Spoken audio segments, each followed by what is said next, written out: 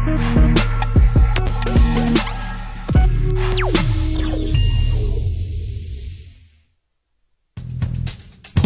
wire, down to the final stop. Two big names, two polarizing names. It was everything you want it to be. It was exhilarating and exciting and devastating and disgusting all at the same time. Damn, what an open, huh? Two big names battling it out. One guy making shots and the other guy just not. Good morning to you. Hope you had a great Father's Day weekend. And Merry Monday. It's the opening drive on 95.9 FM and AM 610, the Sports Animal. Jeff Symbieta, JJ Buck, how you living? Well, what it do? How was your Father's Day weekend? It was good. How about you? It was nice. It was nice. I mean, it was all those things, wasn't it, the Open? It was exhilarating. It was exciting. It was devastating. It was disgusting. It was heartbreaking. It was uplifting. It was, I mean, just depending on which guy you're talking about, which side you're on. I can't lie. As happy as I might be for Bryson DeChambeau to win that thing, I think I feel more like I'm trying to find the word, heartbroken. I don't know Rory McIlroy at all, but it just felt like it was his time. It was finally his time to break through. Collapsed. And he collapsed. No, there were no gimmies on that course for 4 days. We watched all the short putts, and we were talking Thursday and Friday, and they were saying on the broadcast so many times, like, those are the putts that are going to decide the weekend. On Sunday, these short putts are the ones you're going to have to make, are the ones you're going to look back on and be upset about. I thought the way the course played was perfect over the weekend for the U.S. Open. It was hard. It had your what the bleep moments. Yeah. But then to win the tournament, you had to execute incredible shots. And Rory McIlroy did, and then he couldn't hit a putt. And he opened that door, and Bryson DeChambeau walked right through it. Oh, that's so right. And no putt was a game. I mean, you saw these guys laboring over 2-footers and 3-footers all week. And Rory was making them until the down the stretch.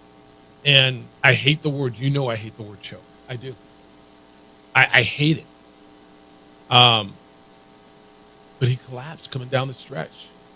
And Bryson, the shot he made out of the trap is going to be talked about forever. His third shot on 18. The shot before that around the grandstands out of the junk into the trap was amazing. And then that shot out of the trap. And how the hell did he become this guy? Right? I mean, he was the Bryson Brooksy thing was everybody was on Brooksy's side and he became the man of the people. Bryson was the one that was able to just move on. Like, he went out there, played golf. He's not saying a bunch of crazy things. Like, he made his decision with LIV. He stuck with it. But then he's come back and he's played big-time golf. And it goes to, if you're in sports, we will look past the drama if you are performing.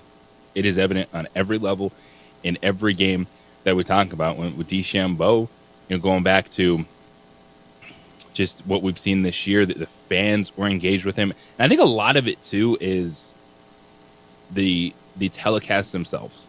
Like, last year, it was like, oh, there's 7 LIV players on the leaderboard, this or that. It's, all right, they're wearing their logos, but if you don't know what that logo is, they're not talking about it much, and it's just, you're just watching golfers go at it. The other part of it is how he played. He's different than kind of anything we've seen. And I don't even think kind of. His swing is different. His clubs are all the same length. Like, he came in, remember when he had the protractor and they banned the little protractor device? I don't even know why, but he's not allowed. He's different, dude. He's different.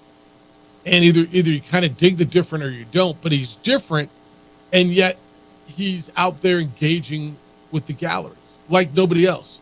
You watch all the other dudes walk through the tunnel of people and just head down, focus, and he's slapping every hand, right? He's fist bumping every hand. He's on the tee box, and they're yelling, take out the driver, and he's playing with him, and he pulls out an iron, and they're booing, and then he kind of fakes like he's going back to get another. Like he's engaging with them. He's the modern day Phil Mickelson when it comes to that, right? This is what Phil was for 2 decades. It's why Phil was liked by the galleries. I don't know if he's liked by his peers. Oh, and by the way, he balls. And he was down 2 with 5 holes to go. And JJ, is this more about Rory or about DeChambeau? Rory. I think you might. You're at that point. It. The final. I think it's different if it started, say, at the turn or 11 or 12, but the last 2. The fact that he missed those 2 putts on 16. Yeah, when you come down the last 3 holes in an event. And let me be very clear. Anybody who's ever played, I mean, you could stand over a 5-foot putt. I missed a 3-foot birdie on 18. Now the hole was already decided. The match was decided. I missed, but we've all missed 3-foot putts. We all have. I don't care if there's $5 on it or the U.S. Open on it. Which, by the way, the difference between the winning prize and the losing prize is $2 million. Bryson won $4.3 million, and Rory won $2 million. But that's not what it's about. It's about that trophy. And guys miss. I mean, we watch guys miss putts all week, and it's so hard. We all sit on our couch and go, "How can he miss that?" Right? Bryson missed one. Bryson missed one. What, on 16? Right? Or was it 15 or 16? He missed one. But they were making them all week, and these were the 2 guys. And then afterwards, Rory doesn't talk to the media.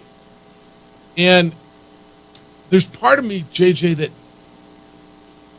says, if you're gonna accept it when you win, you got to stand there when you lose. And he has stood there when he's lost so many times. And nobody has been more accommodating, available, honest, open, candid with the media over the last decade than Rory McIlroy. And so there's part of me that says you got to stand there and take it. The other part is, dude, I get it. And I know I'm not supposed to get it and that you're not supposed to excuse it, but we all, you know why everybody wants to see the guy melt down in front of the camera. And I think your shot was that shot in the scorer's room after DeChambeau made that putt, and Rory, you could see Rory's just, he was shot. It meant the world to him to break this streak, to get that off of his back, off of his shoulders.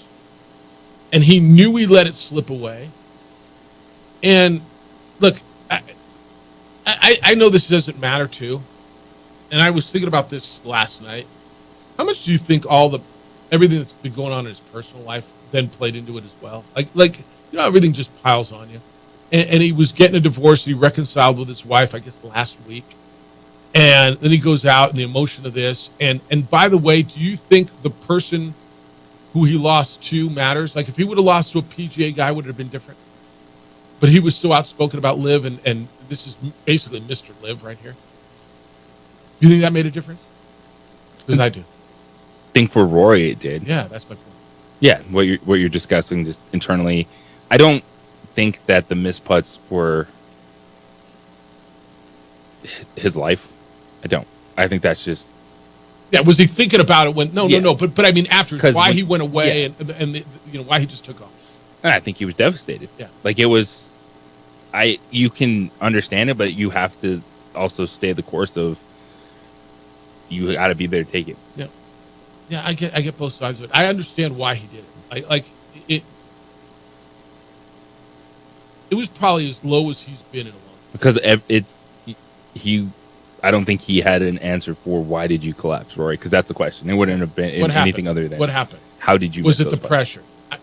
What you won't least that. It. And he's always been accommodating, and he probably felt, and again, I'm not making excuses for him. I think it's more of an explanation than an excuse. And I tried to put myself in his shoes in that moment.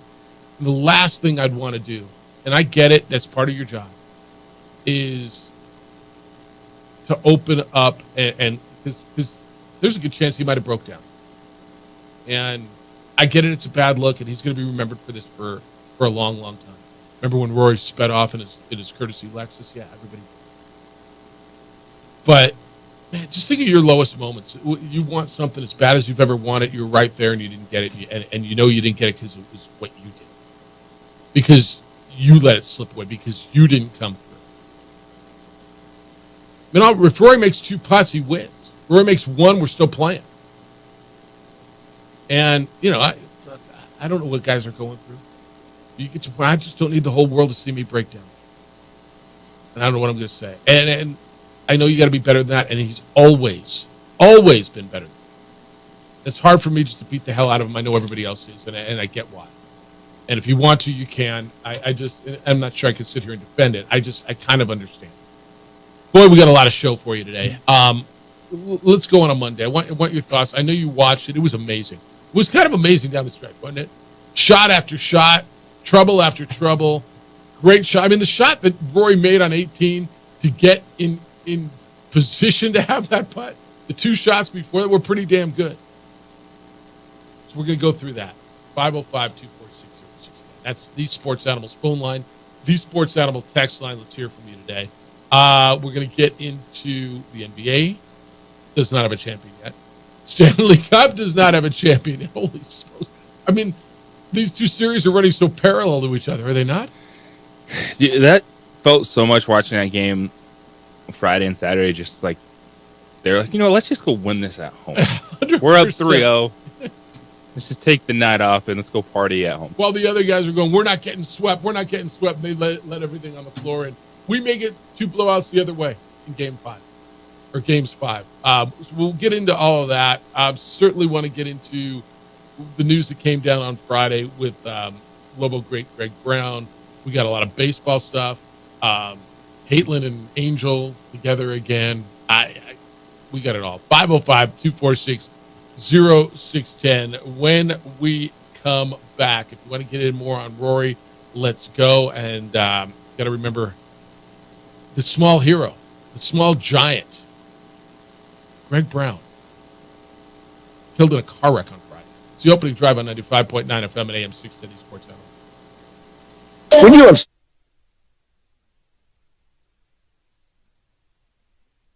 We would like to thank the following sponsors for making this broadcast possible.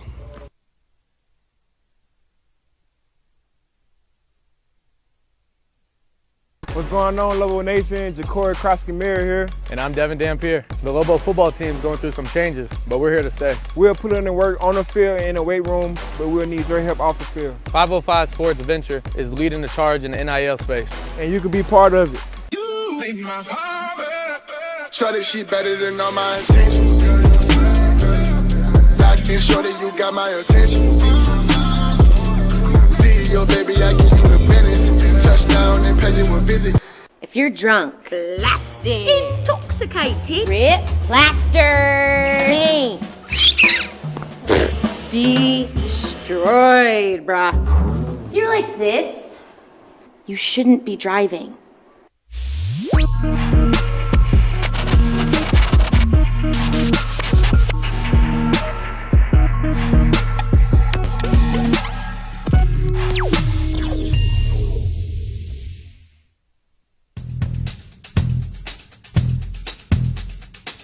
International Protective Services is a proud supporter of ProView Sports and New Mexico Youth Athletics. IPS provides residential and commercial security services in the Albuquerque metro area. For more info, please call 505-897-2420 or visit internationalprotectiveservice.com. What's going on? Who are you guys? Well, sir, I'm going to pick you up at the DWI checkpoint for drunk driving. And that's when I have to come down to get you out of jail. Well, temporarily. I'm Judge Torres. They call him the Hammer. Hey, hot off the presses, champ. I'm real proud of you, honey. Way to make them happy back home, Captain. Who's that? That's your new buddy in jail.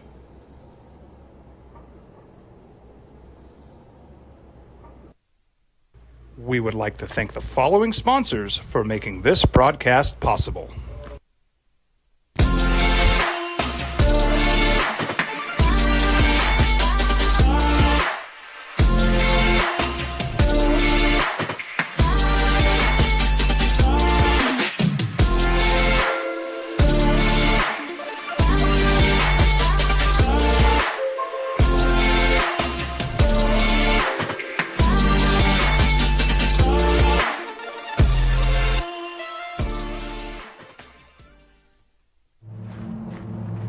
Drunk driver, this one. Hard to get her out.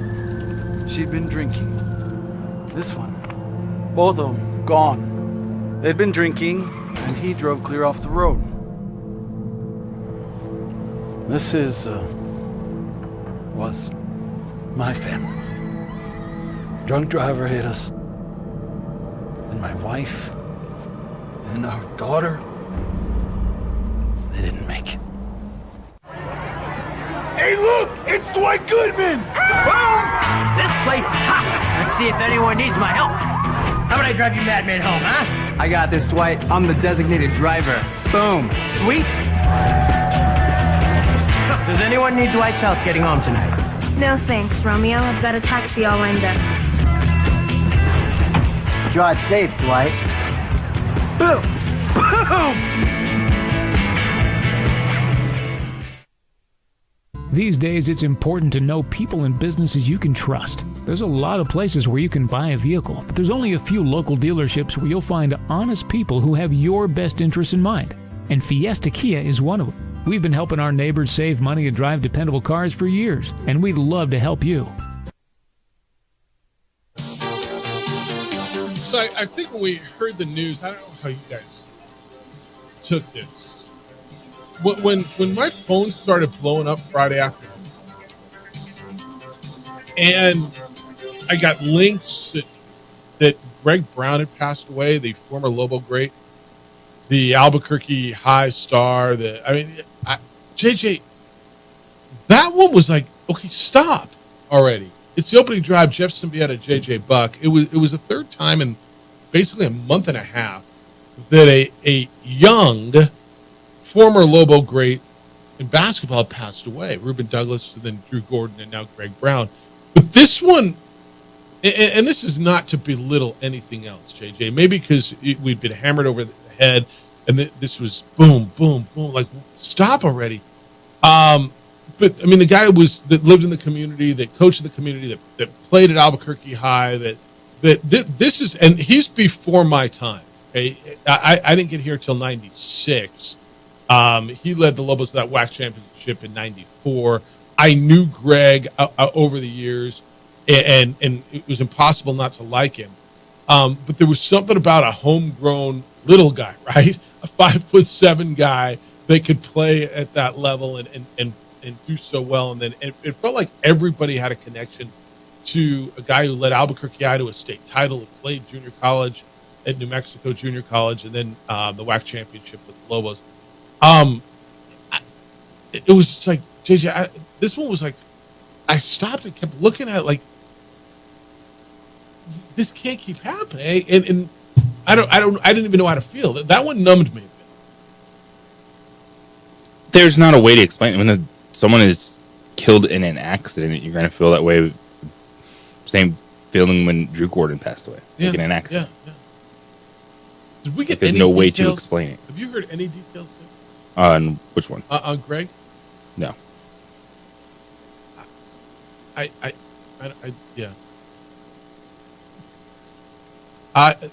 don't. I'm sorry. I was just reading the email.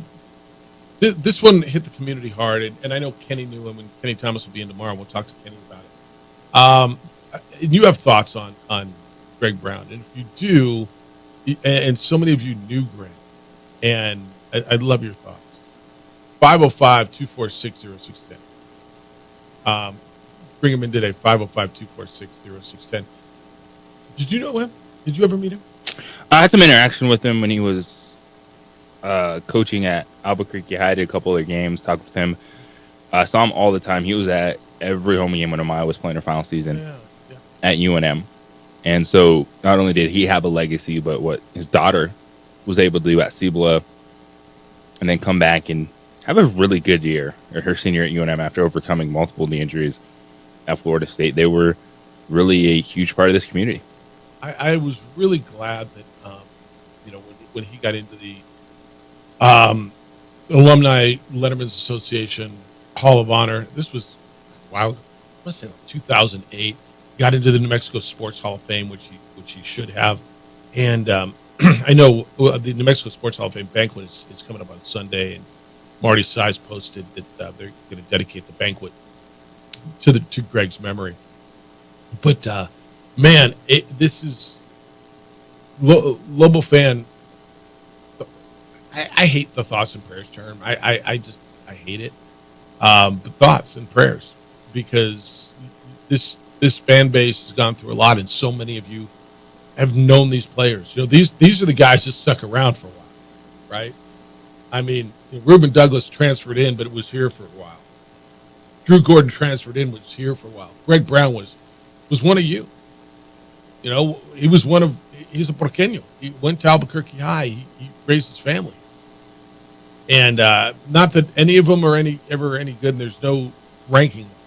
But I guess the succession, and it was like, holy smokes, man. Like, this fan base is grieving enough. And I haven't heard I haven't even heard whispers of what happened. Have you? Like, usually you hear a rumor, and I'm like, well, hearing something. I haven't heard anything. But our thoughts are good thoughts and strength to Greg's family and all of you who love Greg Brown, because I know so many of you did. And this one was just a absolute hit. And thoughts and love to everybody on this one. I'd love your thought. If you've got a Greg Brown story, I want to hear it too. 505-246-0610. Area code 505-246-0610. If you want to get in on the U.S. Open, what your thoughts too? Bruce just sent me a note on sports has become just as fake as their news. Jeff, NBC kept talking about the maturation process of Bryson, yet they were the worst ones trying to manufacture a ratings rivalry of Brooks versus Bryson. Did you think that was manufactured? I mean, those two guys were kind of sniping. They were going at it pretty good on social media. I think Brooks tried to make more of it. I mean, I think Bryson tried to make more of it than Brooks did, but they were going back and forth, had some social media beef. Do you think NBC or CBS, for that matter, or Golf Channel tried to manufacture that? I don't think any more than jumping on any dramas that we see with any athletes going back and forth. Which, by the way, we'll get to a little bit more. Bruce, I would disagree with you. I don't know that did they cover it? Did they talk about it? I'm going to go back to that rivalry. What was that, 3-4 years ago? JJ, that felt as genuine as a rivalry in sports between athletes that we've seen in a long time. Up until what I'm watching now with this Caitlin Clark or Angel Reese try to make a rivalry. I mean, do you have something in sports that between two individuals that you can recall in the last decade that felt more of a natural rivalry, like two guys that just flat out just didn't like each other and were going after each other? I don't know that I've got one. Off the top of my head, anyway. I mean, everybody loves each other. They all hang out on banana boats now when they play each other in the ice. I don't. I got all kinds of weird. You guys are random. You guys are all over the board today. Rory chokes, said Lobo Hobo. There is no sugarcoating, Jen. I can't defend him. JJ, you know I hate the word, but I mean, was that a choke? He made those putts. That was it. You're in the final 3 holes with a lead of a major tournament. You can't make the putts. That's 70-30 right there on the choke, on the collapse versus win it meter, because there has to be an element of mistakes giving it away. Collapse versus winning. Yeah, so it's 70% collapse to me. Yeah, like that was more on Rory in the final 3 holes. Well, yeah, if with he it makes right those there. putts, he wins. Yeah, he makes those putts, he wins, and he was making shots to get there as he was coming up 8, 9, 10, 11, 12, 13, 14. Well, 14. But he made the shots. He went on a heater. It's not 100% because DeChambeau still had to make the shots himself. Bunker shot. Just what he did on 18. Yes. Like he's sitting there, and Rory, after he saw the tee shot, was like, "All right, I think he's thinking, all right, playoff, but I could still win this." Like, look at where DeChambeau was, and then he chips it in to the sand, and then he hits his sand shot within 4 feet, and he called it the best shot of his life. Well, the shot to get into the sand he was asking for relief from an obstructed view because there was a grandstand there, and the official said no. No, you don't get relief. And the shot he hit from that crap, I'm sorry, the wire grass is what they kept calling it, the native area, to get to the trap. Listen, I mean, I know how hard it is, but man, they were making those putts all week. Those two guys. It's a tough one. 505-246-0610. Come on in.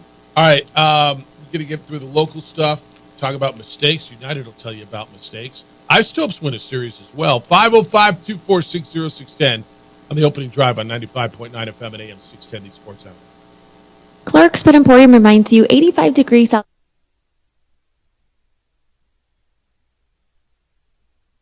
We would like to thank the following sponsors for making this broadcast possible. Hi, I'm Steve Stucker here for Dr. Robert Melendez and the Juliet Eye Institute. You may remember me like this, but no more. The glasses are gone. I tossed them months ago because of a brand new procedure from Dr. Melendez known as RLE, Refractive Lens Exchange. The latest technology, the best eyesight I've ever had in my life, and you can check it out by clicking on the link in the description right here.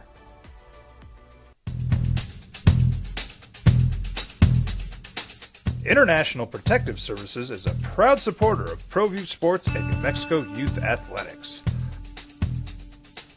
IPS provides residential and commercial security services in the Albuquerque metro area. For more info, please call 505-897-2420 or visit internationalprotectiveservice.com.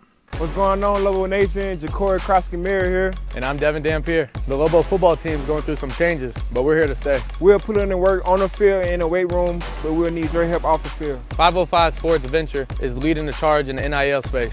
And you can be part of it. Shorty, she better than all my intentions. Locked in, shorty, you got my attention. See your baby, I give you the business. Touchdown and pay you a visit.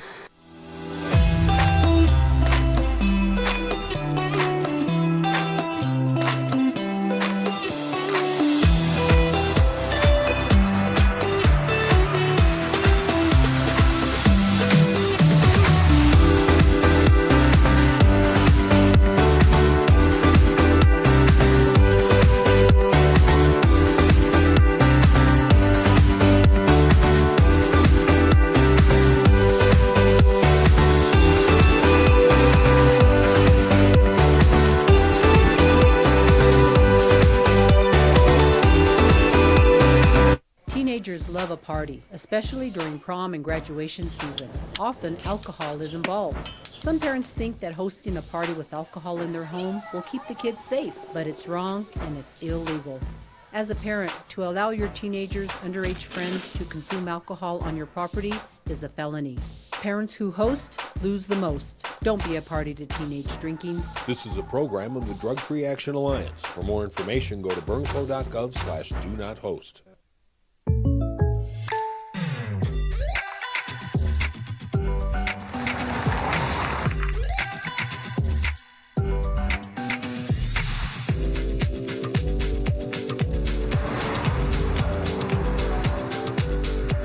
For your surprisingly great rates, contact your local State Farm agent today. If you want the real deal, call State Farm agent Marty Size in Albuquerque today. Like a good neighbor, State Farm is there.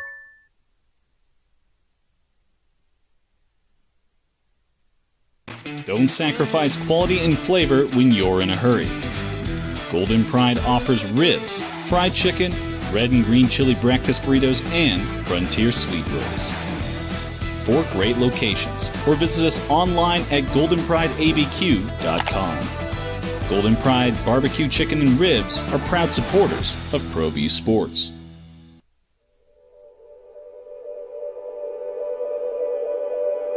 We aren't all born with the same opportunities. But it's the people who care that change everything. Get ready, Sprout, get ready! My coach. My teacher. My older sisters. My grandma. My brother. My tutor, my dad, and my mom. As New Mexicans, it's up to all of us to do our part. So that no child goes without love. And no family has to do it all on their own. They're all our children. Every single person is called to make a difference in the life of a child. It's up to all of us to do our part. To pull together. Pull together. Pull together. To make New Mexico the best place to be a kid. Download the KNML app in the Google Play or iTunes App Store. Just search KNML. I don't know how you're going to feel about this. Got an email, JJ. It says JJ Project. We never even did the JJ Project one. But it said, Lobo Hobo says, hey, Jeff, now that we got him into golf, can we get him into horse racing so next week we can talk about Breeders' Cup? No, I've been in golf. I grew up with it. Watched tournaments every weekend with my dad. So there was zero getting me into golf. I'm not a horse racing fan. Yeah, look. Want to talk auto racing? Let's do it. Everybody's got their thing, man. And it doesn't register on my meter. Yep. So there's your answer, Lobo Hobo. The answer is no. No, just no. All right. Over the weekend, Ice Hopes won their first series of the year. I think we got one series left in the first half. They beat the Chihuahuas yesterday, and so they won their first series of the season. Meanwhile, out at the Rio Rancho Event Center, the Vegas Nighthawks beat the Gladiators 53-39. Jordan Bird, 5 carries, 21 yards, 2 touchdowns in his indoor football league debut, JJ. So they're struggling. Are the Gladiators? They are 1-10 at 10. Jordan was great. I know you were off on Thursday. Oh, yeah. I've talked with him when he was coming out of SDSU before the draft. He stopped in. He was doing some camps. He's a good young man with talent. Has the opportunity to eat up that league. Because you know who's a blast from the past that I've been seeing highlights every single week?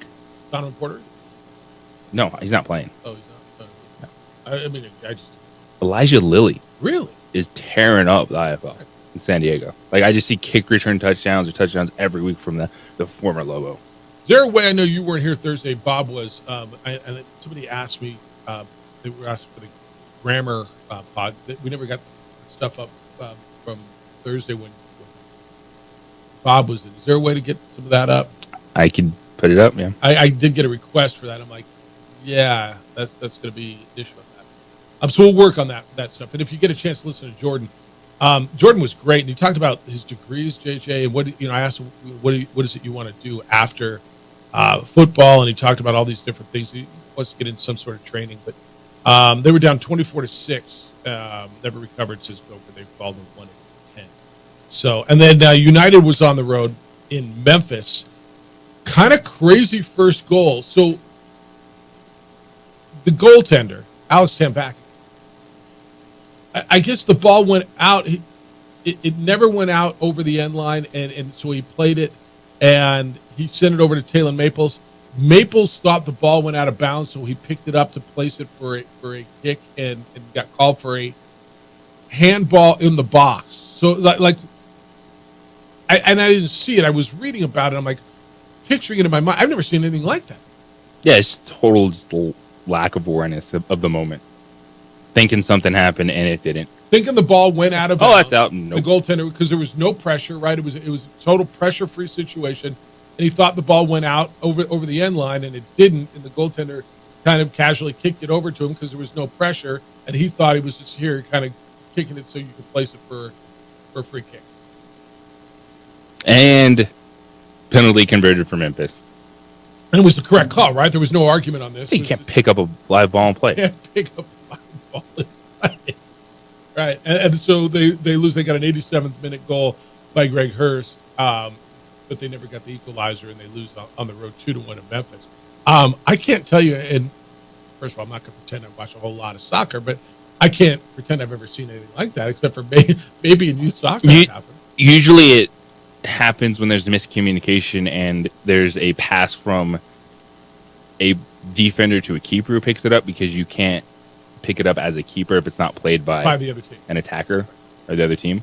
So you kind of see that happen, but usually not just a player picking up the ball live play. Yeah, I've never seen it. So they'll be home on Wednesday.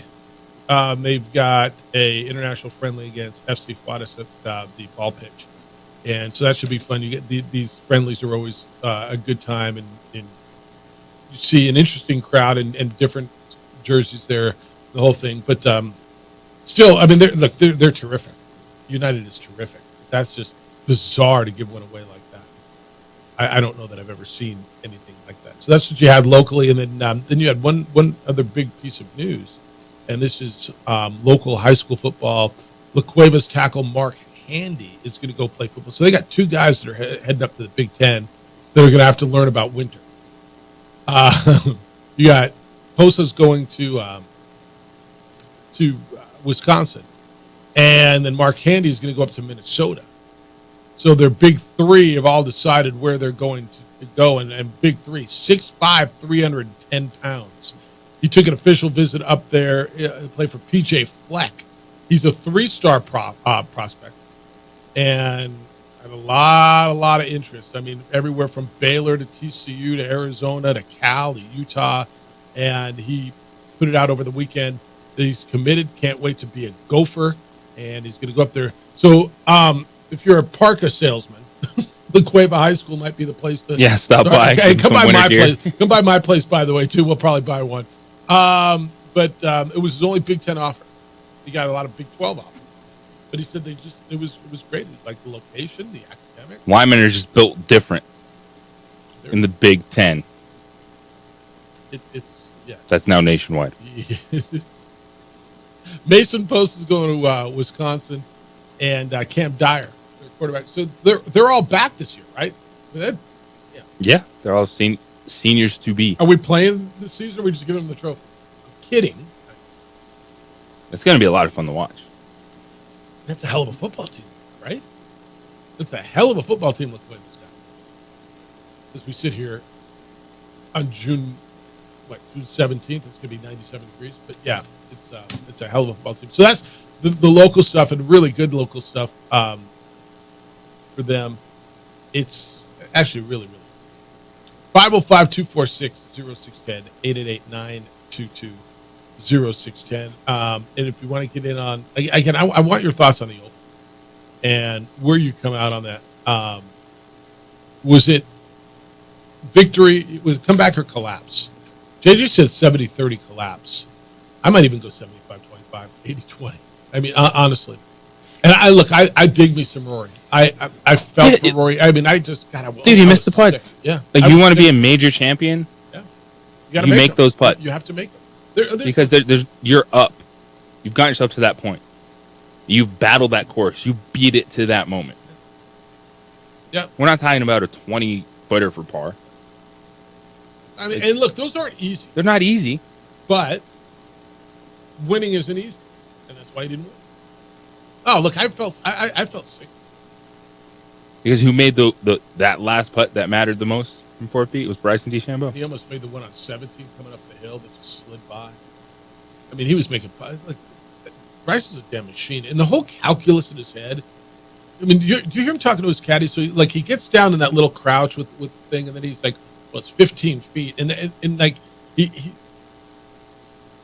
NBC was talking about how he calculates his swing and how far he takes it back, and he takes into account the stimp meter. Yeah, the guys are at the PGA Tour level are different. Oh my God. With how they think the game. Well, it's how you get to that point. And Bryson has been a very polarizing figure, but he is someone I enjoy watching play golf. The energy, his talent, the way he hits shots. And Friday he was on. He sat down with some of the NBC. They were doing. They had one of their extra guys that was just sitting on the 15th hole, and he sat down for like 15, 20 minutes, and it was just talking and sharing thoughts on the course. I'm like, this is excellent.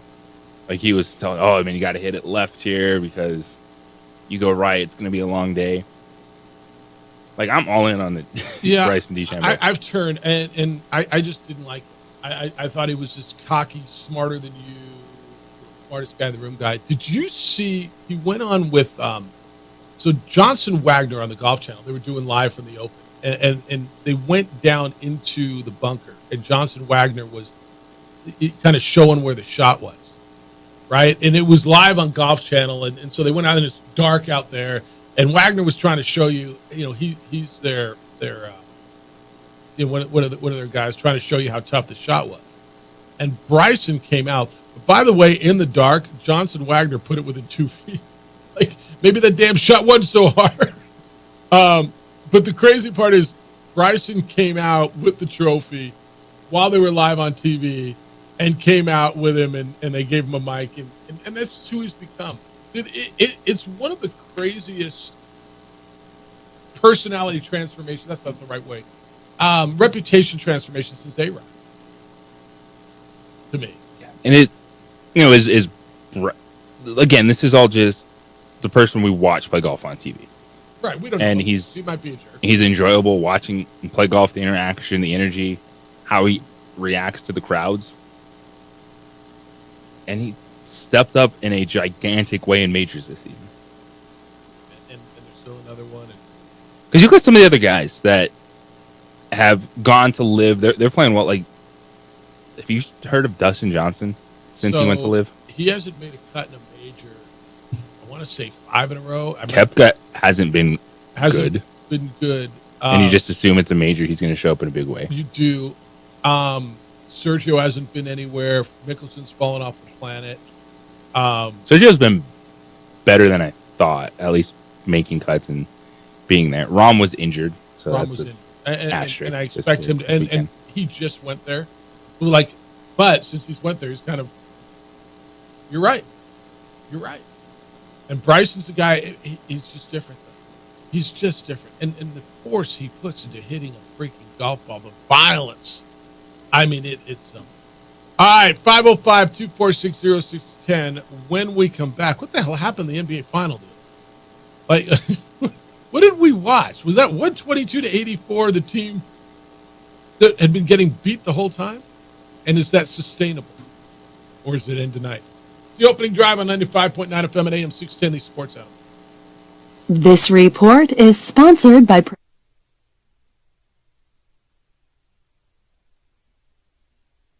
We would like to thank the following sponsors for making this broadcast possible. Hi, my name is Daniel Chavez, and this is my business partner, David Chavez. We are the owners of Indeed Safety. Indeed Safety is a local safety consulting company helping our clients with their safety needs for their projects. One of the things we pride ourselves as a construction safety company is helping our men and women in construction get home safe every day to their families. Indeed Safety is a proud supporter of ProView Network.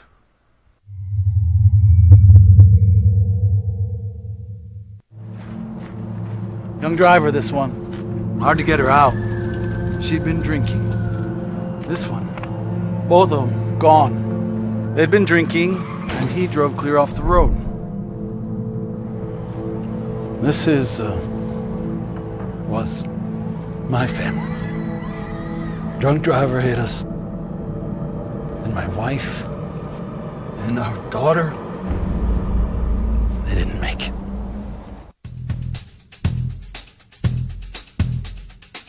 International Protective Services is a proud supporter of ProView Sports and New Mexico Youth Athletics. IPS provides residential and commercial security services in the Albuquerque metro area. For more info, please call 505-897-2420 or visit internationalprotectiveservice.com. Don't sacrifice quality and flavor when you're in a hurry. Golden Pride offers ribs, fried chicken, red and green chili breakfast burritos, and Frontier sweet rolls. 4 great locations, or visit us online at goldenprideabq.com. Golden Pride Barbecue Chicken and Ribs are proud supporters of ProView Sports. Teenagers love a party, especially during prom and graduation season. Often, alcohol is involved. Some parents think that hosting a party with alcohol in their home will keep the kids safe, but it's wrong and it's illegal. As a parent, to allow your teenagers' underage friends to consume alcohol on your property is a felony. Parents who host lose the most. Don't be a party to teenage drinking. This is a program of the Drug Free Action Alliance. For more information, go to burnco.gov/do-not-host. If you're drunk, blasted, intoxicated, ripped, plastered, destroyed, bruh. If you're like this, you shouldn't be driving.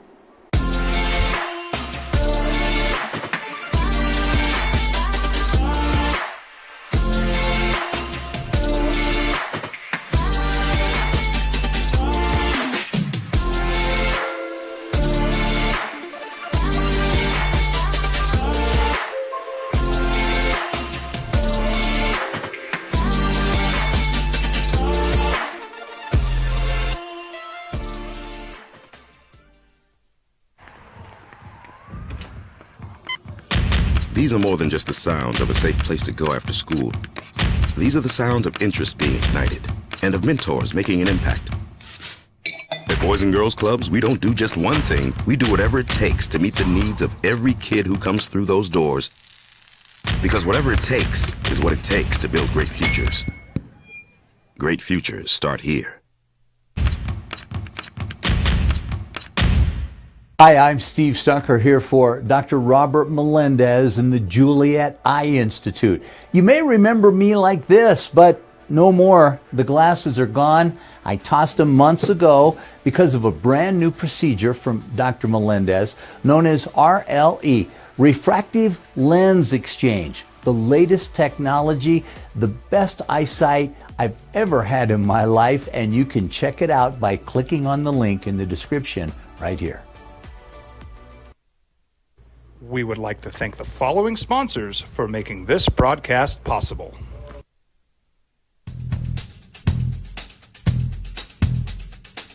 International Protective Services is a proud supporter of ProView Sports and New Mexico Youth Athletics. IPS provides residential and commercial security services in the Albuquerque metro area. There's one of their, I don't know, maybe he's a former golfer. And he got in the trap and he bladed it and he was trying to recreate the shot and he blades it and it goes long, the shot that Bryson hit on 18. And as he turns around, Bryson DeChambeau's there. He just rolled up in a golf cart with the trophy and he's like, "No, come on, dude, do it again." And he hits the shot, he hits it within 2 feet. And they high five and he holds the trophy and then he says, Johnson Wagner says to him, "You know, I've been talking to a lot of the guys. I'm happy for you, man. I heard they all say you're a great guy now, NOW. Like, you used to be a jerk, but now it's a great watch. What great live content, by the way. And you can see Johnson Wagner's flustered. Like, he's out there just doing this shot by himself, and all of a sudden here comes the dude that just won the Open. Find it if you get a chance.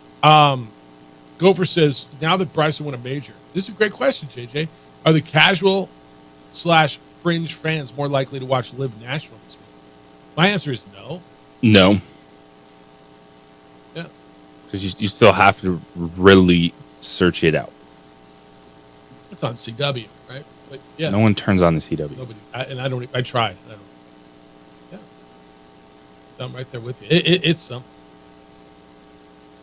It's something. All right. NBA championships. Finals. I don't know what the hell happened the other night. We turned on to maybe watch a coronation, and Dallas ran the Celtics out of the building, 122-80. And you said earlier, and you might be right. What was the hockey final? Was 8-1 up in Edmonton? 8-1. I mean, that's the equivalent of this, right? Same thing. These two series are running somewhat concurrently. And you said earlier it looked like two teams who just want to get home and go celebrate in front of their fans. Whatever. Fine. We're going to win. Nobody comes back from down 3-0. We're going to win. And two teams that just didn't show up.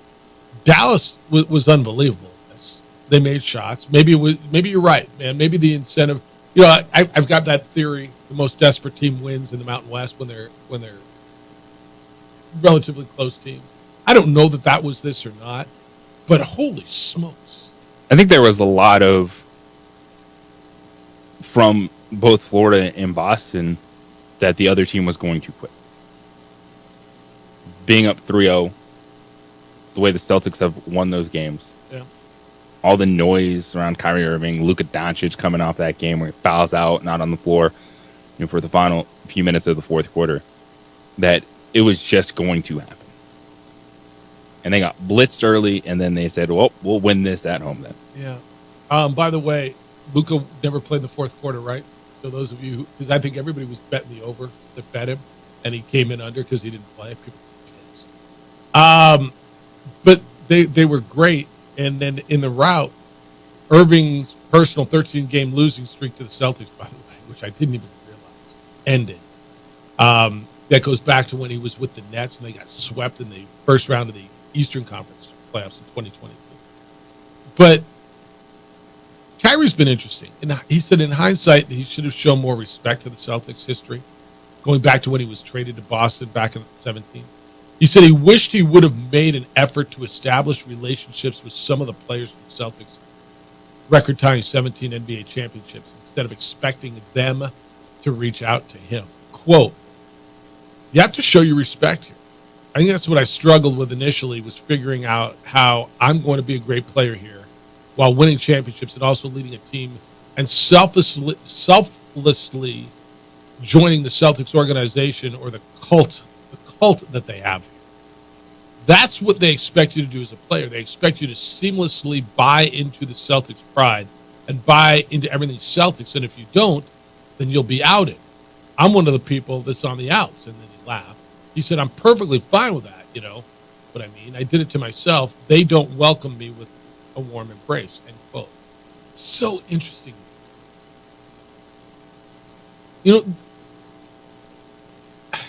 It's the absolute clash of old school and new school, right? I mean, what's more tradition in sports than the Celtics, the Yankees? I don't know. You got one more? You got the Canadiens, maybe? I don't know. They're not relevant anymore. When you get into an organization, you're the superstar. He's right. You have to embrace that. LeBron tried to embrace the Lakers tradition, didn't he? And Kyrie was like, yeah, I'm not all about that. I'm the new guy, and we're about. And he admitted it, and he said, I should have, and that's why they don't embrace me. I went in there and I didn't buy into the Celtics pride BS, a cult as he called it. I never even thought of it in those terms, and listening to him talk about it later as he's matured a bit, saying, man, I probably should have done that. Yeah, there is an element of beating the beast when you're an athlete. Yeah. Of whether it's on social media, like hashtag this, or you're filming a video, like, what's up, guys? We are New Mexico, blah, blah, blah. Like, just beating the beast, those lines along the way, and show that you're one of them. I would almost argue that there's a couple places, because I think you're right to that, but there's a couple places you've got to more than just feed the beast, that you've got to buy in or you're not going to be part of it. And probably Celtics, Yankees, Lakers were those big, long, Duke, those big, thick tradition places. You either, because you can tell BS. It doesn't matter where you grew up, who you rooted for. Like, when you're on one side of these things, like, you might have never thought about Michigan in your life, or Flint or Ohio State.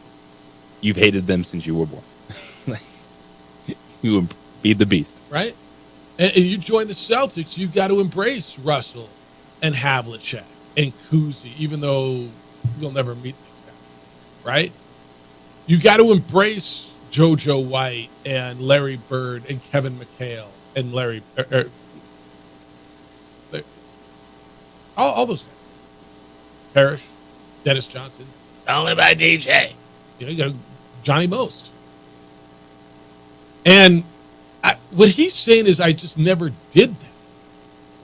And the whole cult line.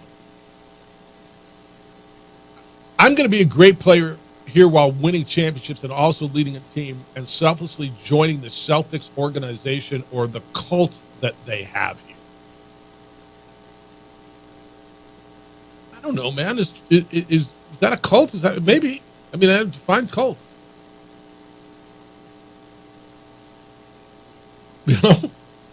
You know, you get into an organization like that. I mean, it is all encompassing. It is all about tradition. It is. You do it their way, not your way. And maybe that's why it didn't work. And he's saying, you know, it wasn't for me. It's interesting to me. Does it end tonight? I believe it does. I think it does too. Yeah. I think they got their cute little win. And, you know, it's nice to not get swept because getting swept sucks. I'm sure losing sucks, but getting swept like an extra kick in the stones, right? But it's something. Just read that whole topic. All right, 505-246-0610. We'd love to hear from you. What your thoughts on Rory, the Open?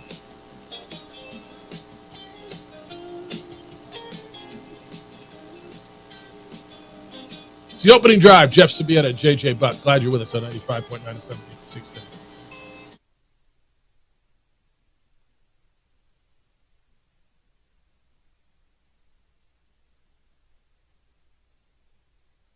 We would like to thank the following sponsors for making this broadcast possible. Albuquerque's leader in sports is ProView. From pros to prep, all your favorite action.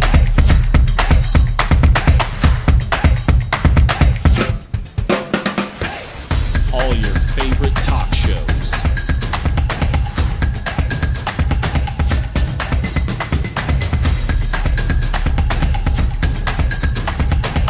Find it on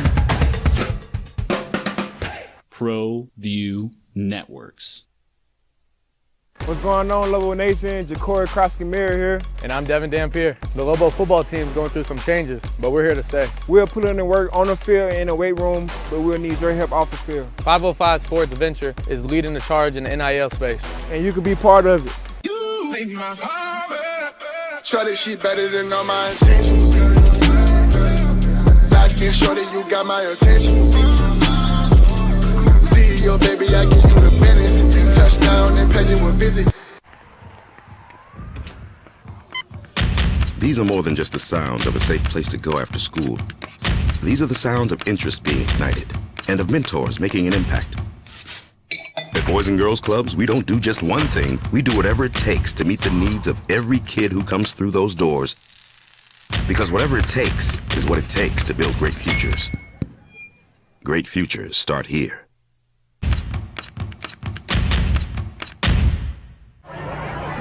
Hey, look! It's Dwight Goodman! Boom! This place is hot. Let's see if anyone needs my help. How about I drive you madman home, huh? I got this, Dwight. I'm the designated driver. Boom. Sweet? Does anyone need Dwight's help getting home tonight? No thanks, Romeo. I've got a taxi all lined up. Drive safe, Dwight. Boom! Boom!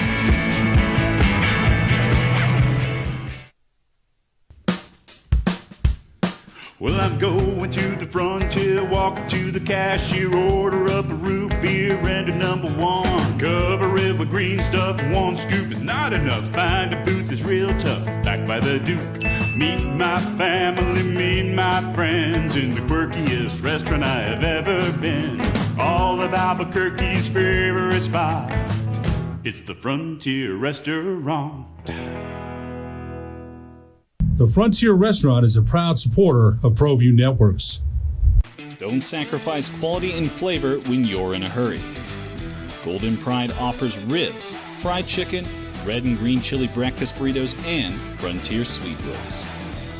4 great locations, or visit us online at goldenprideabq.com. Golden Pride Barbecue Chicken and Ribs are proud supporters of ProView Sports.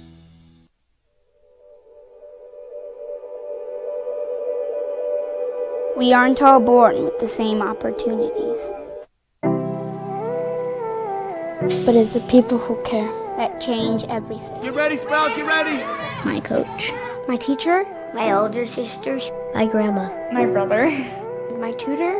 My dad and my mom. As New Mexicans, It's up to all of us to do our part. So that no child goes without love. And no family has to do it all on their own. They're all our children. Every single person is called to make a difference in the life of a child. It's up to all of us to do our part. To pull together. Pull together. Pull together. To make New Mexico the best place to be a kid.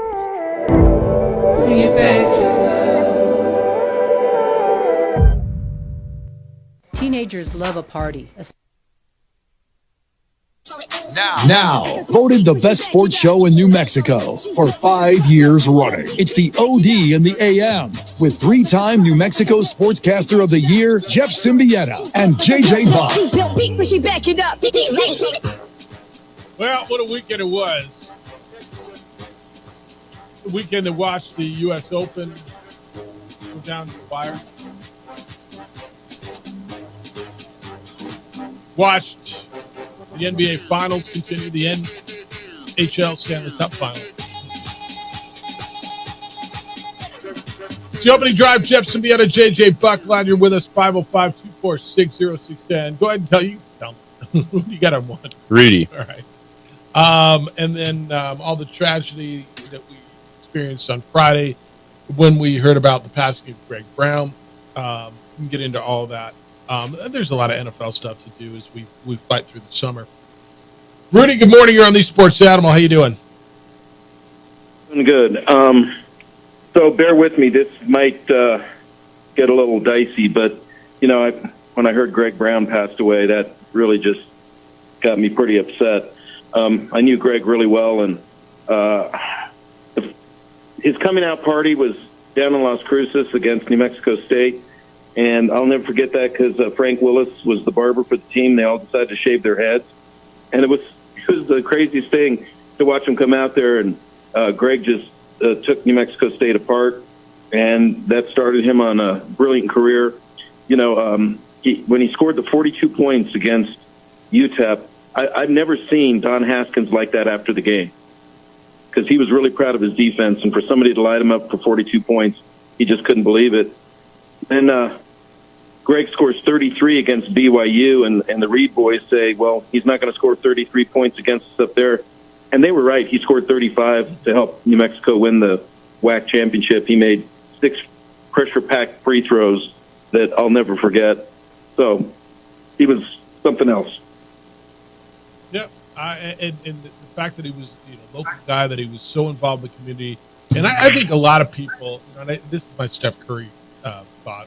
People love Curry because he looks like a little guy out there. He looks like more like the most of us do. We're not all big people. And when he took over, he's going to be really missed. I spoke with him last year at the game, and he always had a smile on his face. He was just a special Lobo. And man, they say bad things come in threes. Jeez, Reuben Douglas, him. It's just really hard. Yeah, I know. It's really hard. No, I appreciate the call. I know I'll see you this afternoon. Drew Gordon, those 3 guys are immortals. All right, Rudy, appreciate the perspective. I'll see you this afternoon. Thanks, man. Yeah, we'll see you out there at this level. No, don't Canyon go, Club. yeah, I better go to Canyon Club. Yeah, that's what all right, see you. If you've got thoughts on the passing of Greg Brown, please come on in. 505-246-0610. Again, emails are coming in this morning. Jeff at sportsanimalabq.com. JJ at sportsanimalabq.com. 30 years ago today, according to this text, right? 30 years ago today, OJ in the Bright Bronco during the NBA Finals. Happy 30th anniversary. Wow. All right. All right. Can I hit you on this? This is the other big story. JJ, what is the chance this WNBA stuff just turns people? The problem is, there's only 12 teams in the league. Yeah. So you're going to get more matchups than usual, and thus a story every time.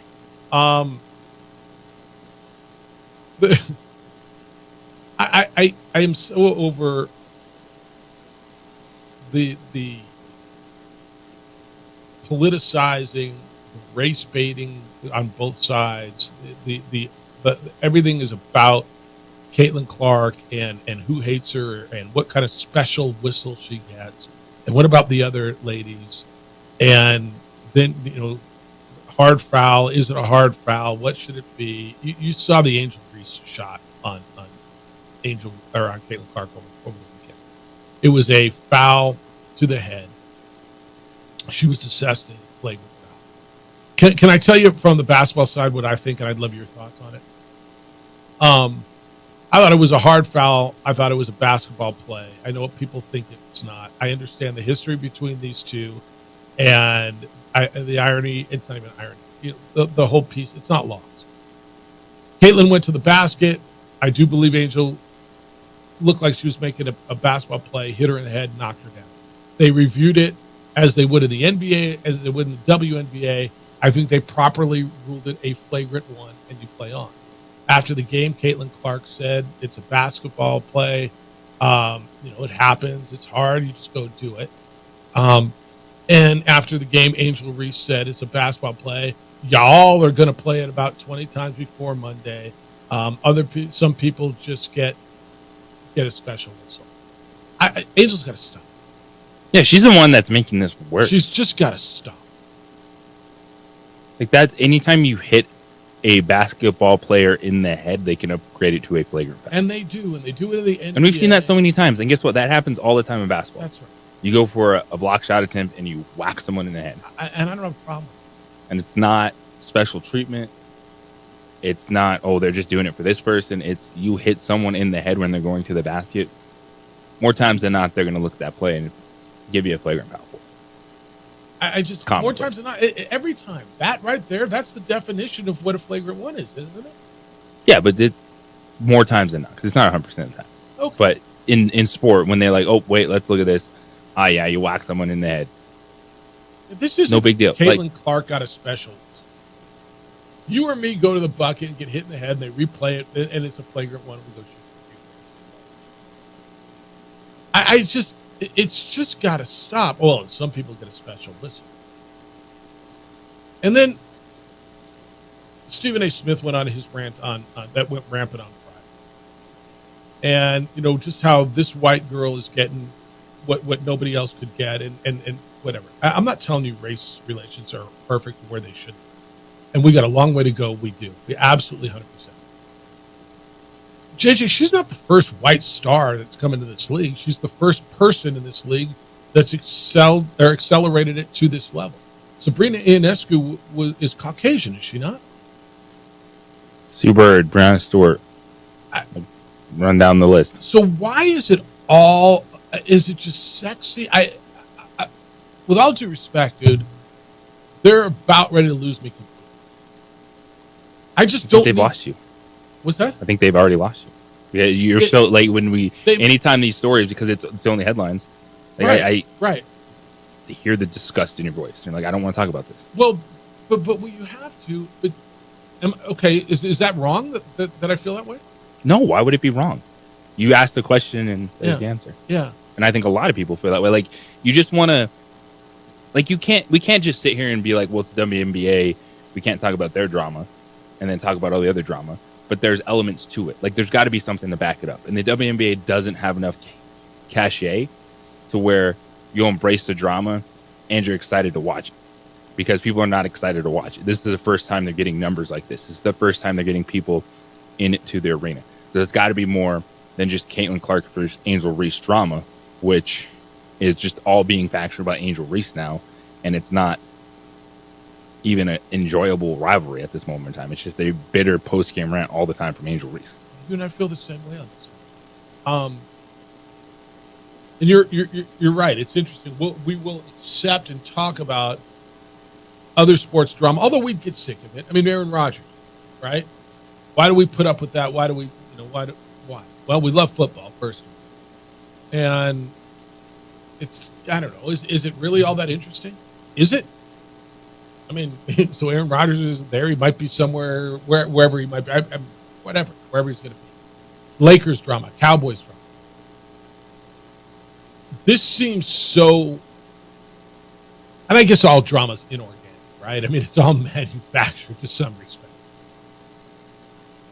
I feel like this league is on the cusp of taking this insane opportunity to grow. How?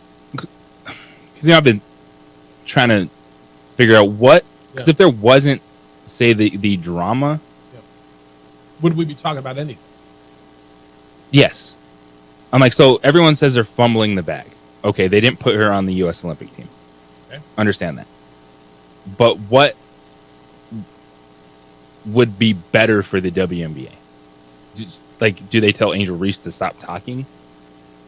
Like, is that a step they take and just say, hey, chill? Like, how? Because I know a lot of people have said this. They're fumbling the bag. They missed opportunity. They're running this into the ground. Okay, what would be better for the league? It's really fair, and I've thought about it too. Because how do you going to hold a group meeting? You're going to put out a memo? Obviously, there are a lot of players who have an animosity towards them. They don't like her. And I'm not sure that she's done anything. But they sure as hell don't like the money she's making, the endorsements she's getting, the attention she's getting, the accolades that she's getting when, well, she hasn't done anything. Well, she kind of has. And she has. She's the all-time leading scorer in the history of college basketball. Well, Jeff, this is the pros. I get it. She's brought more attention, more eyes to your league than anybody in the existence of your league. Period. Well, it's because of the media. Look, whatever. Embrace it and grow with it. Well, it's because she's white. Breanna Stewart was white. Still is. Sabrina Ionescu, Diana Taurasi, Sue Bird. Did they bring this sort of attention? So what is it about this white girl? Well, she's straight. Okay, nobody cares. Like it's one I understand. Like, I'm not going to tell a professional athlete, and whether you watch the WNBA or not, like the women that have gotten there, like that, they're a professional athlete. They're thinking a certain way. So I'm not going to say there should be some. Let's be easy on Caitlin Clark, but I think they should take a step back and say this is the opportunity for you to show the world who you are, instead of being like, where have you been? Guess what? They weren't there. It's not changing the fact that people weren't watching. It's not changing the fact that all the talking head shows weren't talking about you. You can't change that. They're talking about you now. So how do you embrace this instead of being bitter at every turn? Let me give you a couple of reasons why it's happening. A, she's different. She just is. Okay. And the network has obviously put a big emphasis on women's sports, especially the WNBA. And so there's more coverage. Their talking head shows are talking way more than they ever have. And JJ, your point, what do you do? I don't know, man. I don't know that you can put a memo out or get everybody together and say, hey, y'all need to just back off this, whatever it is. I mean, can you call it what it is?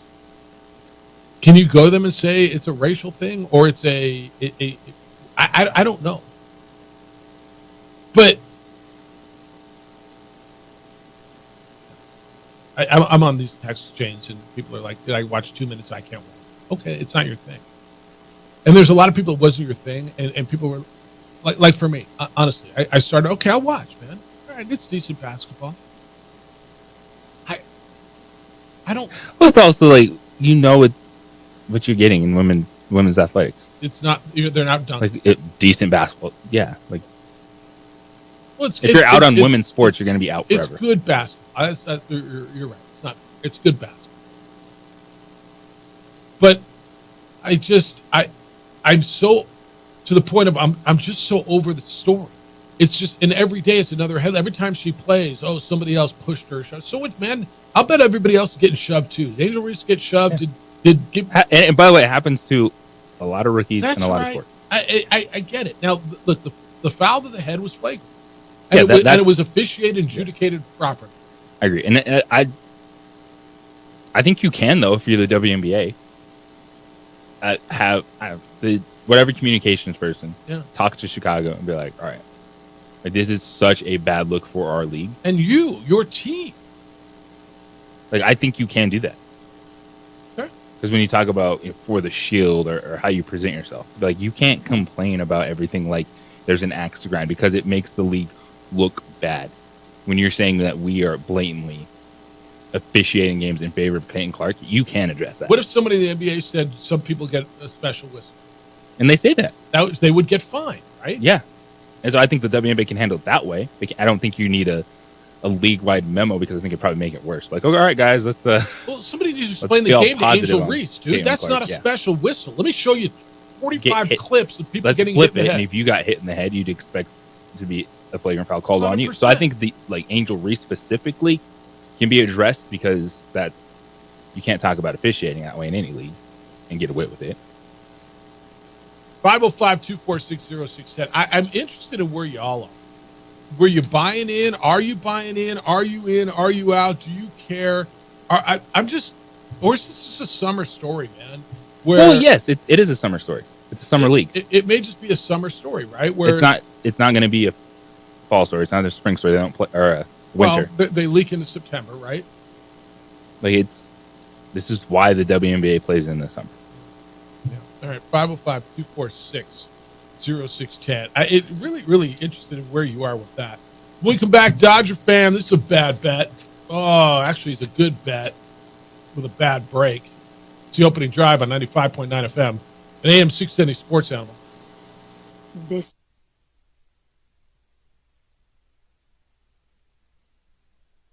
We would like to thank the following sponsors for making this broadcast possible. What's going on, Lobo Nation? Ja'Cory Krosky-Miller here. And I'm Devin Dampier. The Lobo football team is going through some changes, but we're here to stay. We'll put in the work on the field and in the weight room, but we'll need your help off the field. 505 Sports Venture is leading the charge in the NIL space. And you can be part of it. You make my heart better. Shorty, she better than all my intentions. Locked in, shorty, you got my attention. CEO, baby, I get you the business. Touchdown and pay you a visit. International Protective Services is a proud supporter of ProView Sports and New Mexico Youth Athletics. IPS provides residential and commercial security services in the Albuquerque metro area. For more info, please call 505-897-2420 or visit internationalprotectiveservice.com. ProView Networks would like to thank the following sponsors for making this broadcast possible. Hans Whitler Automotive, German car maintenance and repair in Albuquerque, New Mexico. Call 505-294-7684 or visit hanswhitlerauto.com. Hi, I'm Steve Stucker here for Dr. Robert Melendez and the Juliet Eye Institute. You may remember me like this, but no more. The glasses are gone. I tossed them months ago because of a brand new procedure from Dr. Melendez known as RLE, Refractive Lens Exchange. The latest technology, the best eyesight I've ever had in my life, and you can check it out by clicking on the link in the description right here.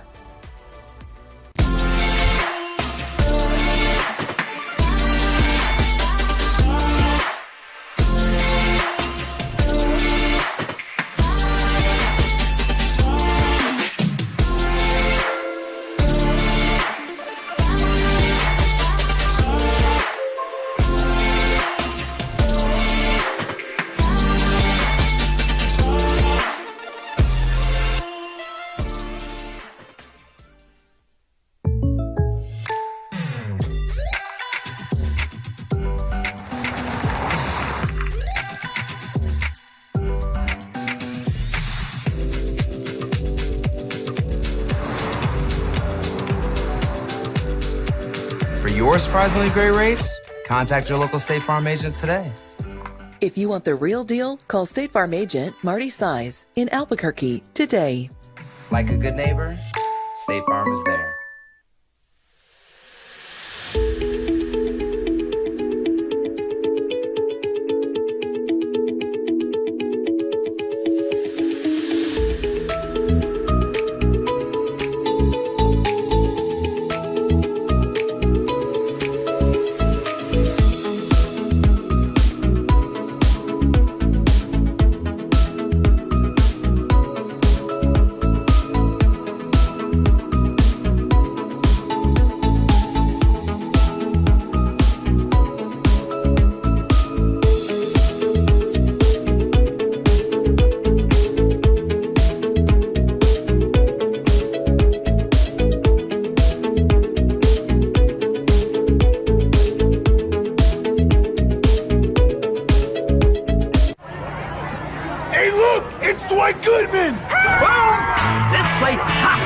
see if anyone needs my help. How about I drive you madman home, huh? I got this, Dwight. I'm the designated driver.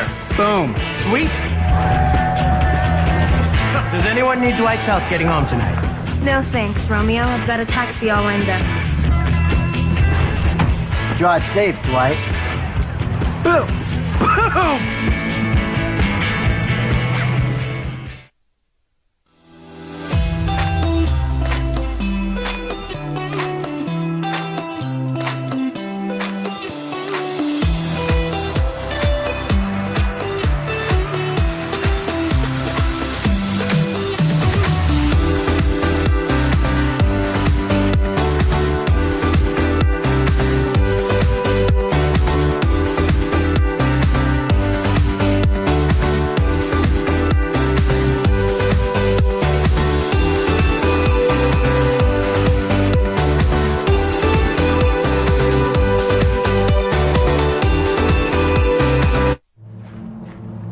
Young driver, this one. Hard to get her out.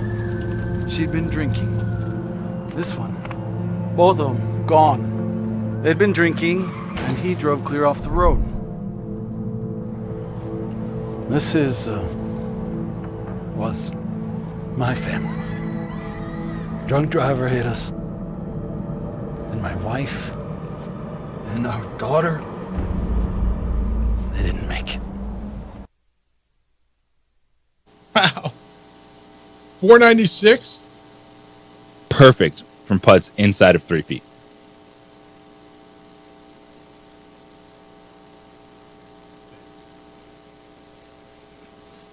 And then he lost the tournament. I mean, it's hard to say. There's no way to say the pressure didn't play a part. There's no way. I mean, they always talk about pressure in the final moments. And look, he's a major champion, multi-time major champion. It's not like he's never won. I hadn't won in a decade. And he's won tournaments. But, I mean, you just got to. All right, 505-246-0610. Gene says, does Kyrie equal Bob Davis? Jeff, this is a unique place to have success. I think you have to be different. That's what Bob Davies said, and I think it rubs some Lobo fans the wrong way. Sure, I understand the correlation there. Is he saying that's the deal with Boston? It just means more. When he called Boston a cult? Bourne, want to congratulate the NBA Jeffrey on the most boring state tournament ever. Were these the most boring playoffs ever? Does Bourne say that about everything? Right? I mean, is it the greatest one ever? No, it's not. The finals, I mean, the playoffs have been good up until some of them. The final hasn't been great. Okay. What else you got for me? Coming in at Jeff at sportsanimalabq.com. JJ at sportsanimalabq.com. Carl is on Holly Holm. She equal Tiger Woods. Jeff, I don't think she's good enough anymore to breeze every 8 to 10 months. I think she's going to stay sharp enough to fight for the strap. We'll probably see Tiger Woods a couple of rounds of the British Open, not again until the Glen Campbell in February. It's not enough to expect to win majors. Neither one of them are good enough to. I don't think Holly's going to fight for a title. No, not now. And I don't know that I think Tiger's going to contend for a major. And, you know, we got through a weekend. This was great for golf because you had two big names. I was listening to one of the national shows Saturday morning. Yeah, but if it's like Patrick Cantlay and Oberg, who's going to care? I'm like, people are going to care because you keep telling me you want to watch the best, and those are going to be the best. The fact that it was Bryson and Rory. Did you miss Tiger? No. I don't think so. I think golf has gotten past that. They've got enough young stars, new stars. Like any other sport, man. Michael left and you got new stars. LeBron leaves, you're going to have new stars. Tom Brady stepped away, you still watch football. I think we're beyond the Tiger now. On Tiger. There were glimpses in his game over those 2 days. You're like, oh, look at that. It just feels like his body's, JJ, not going to let him play enough to stay sharp, to get sharp. I just don't know how a dude, and I've never played golf at that level, but I don't know how when these guys are out, all year and they're in their prime, that dude can expect us to go out, 4, 5, 6 times a year and be competitive. He can't.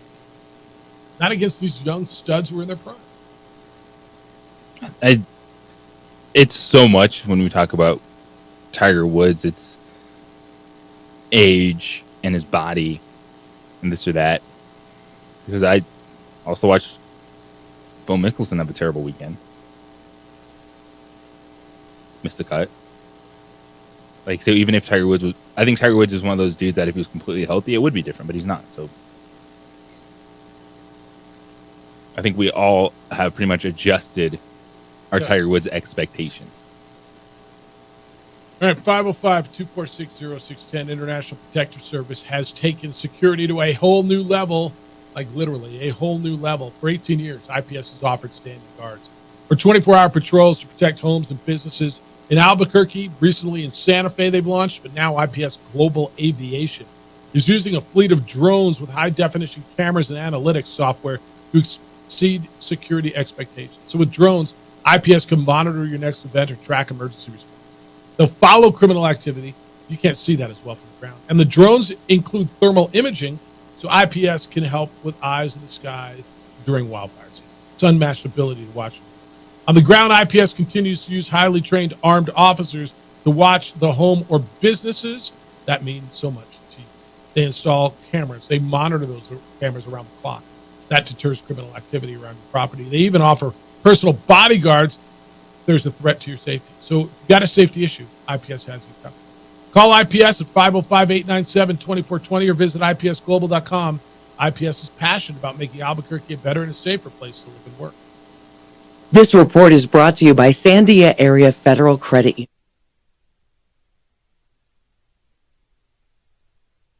We would like to thank the following sponsors for making this broadcast possible.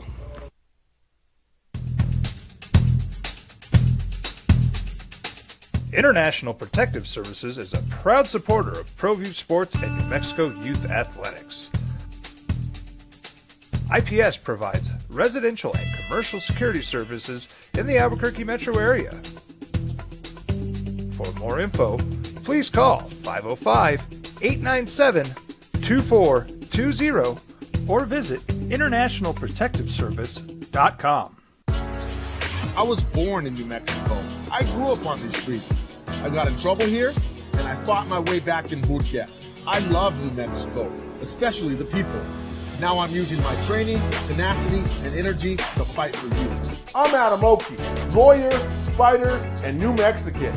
I was a local athlete here in New Mexico, so I'm proud to support your local athletes.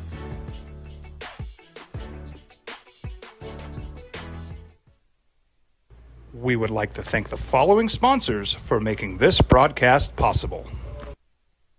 Hi, I'm Steve Stucker here for Dr. Robert Melendez and the Juliet Eye Institute. You may remember me like this, but no more. The glasses are gone. I tossed them months ago because of a brand new procedure from Dr. Melendez known as RLE, Refractive Lens Exchange. The latest technology, the best eyesight I've ever had in my life, and you can check it out by clicking on the link in the description right here. What's going on, Lobo Nation? Ja'Cory Krosky-Mir here. And I'm Devin Dampier. The Lobo football team's going through some changes, but we're here to stay. We'll put in the work on the field and in the weight room, but we'll need your help off the field. 505 Sports Venture is leading the charge in the NIL space. And you can be part of it. Shorty, she better than all my intentions. Like me, shorty, you got my attention. CEO, baby, I get you the business. Touchdown and pay you a visit.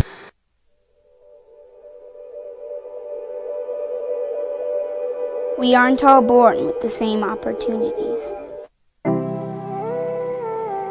But it's the people who care that change everything. Get ready, Sprout, get ready.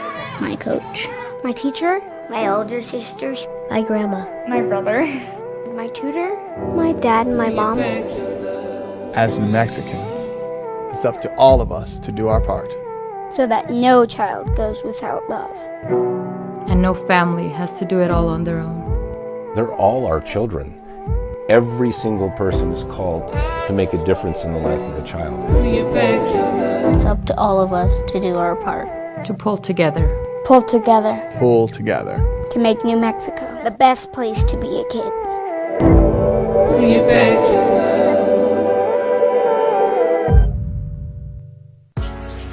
I was born in New Mexico. I grew up on these streets. I got in trouble here, and I fought my way back in boot camp. I love New Mexico, especially the people. Now I'm using my training, tenacity, and energy to fight for you. I'm Adam Oki, lawyer, fighter, and New Mexican. I was a local athlete here in New Mexico, so I'm proud to support your local athletes.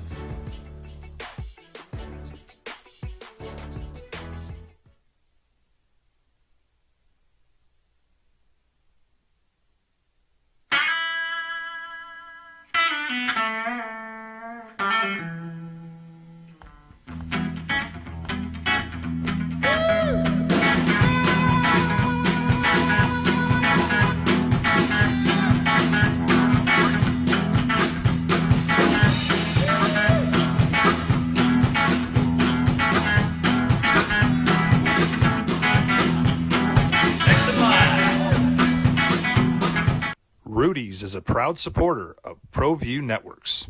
Hi, my name is Daniel Chavez, and this is my business partner, David Chavez. We are the owners of Indeed Safety. Indeed Safety is a local safety consulting company helping our clients with their safety needs for their projects. One of the things we pride ourselves as a construction safety company is helping our men and women in construction get home safe every day to their families. Indeed Safety is a proud supporter of ProView Network.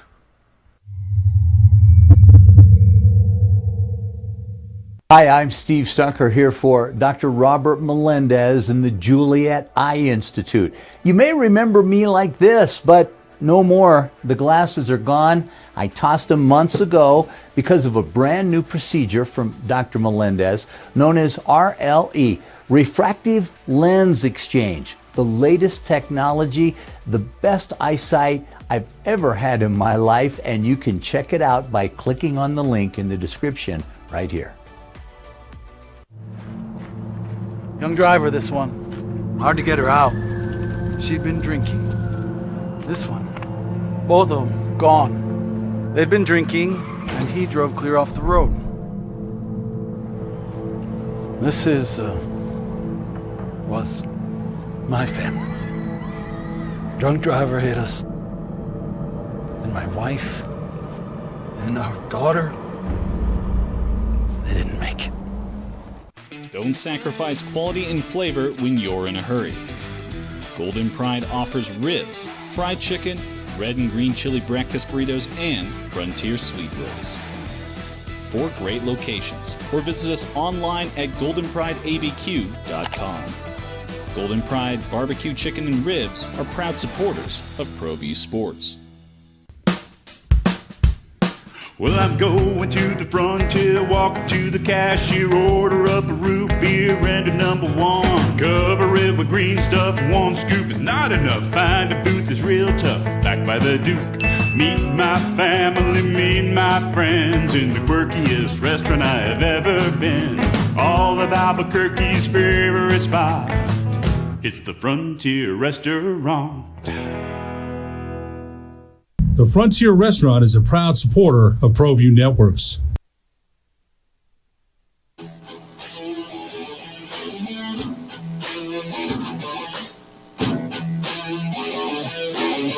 All right, there's NFL stuff going on as well. You got camp going on. We're going to have full camp here next month. What's today, the 17th? College football media days are in like 3 weeks or something. Camps are going to open. Pro camps are. I mean, it's nuts. Has anybody had a more? And the answer is no. Like tumultuous, off-field, off-season than the Chiefs. A lot of headlines. Wrong headline. So their defensive lineman Isaiah Buggs arrested for the 2nd time in a month.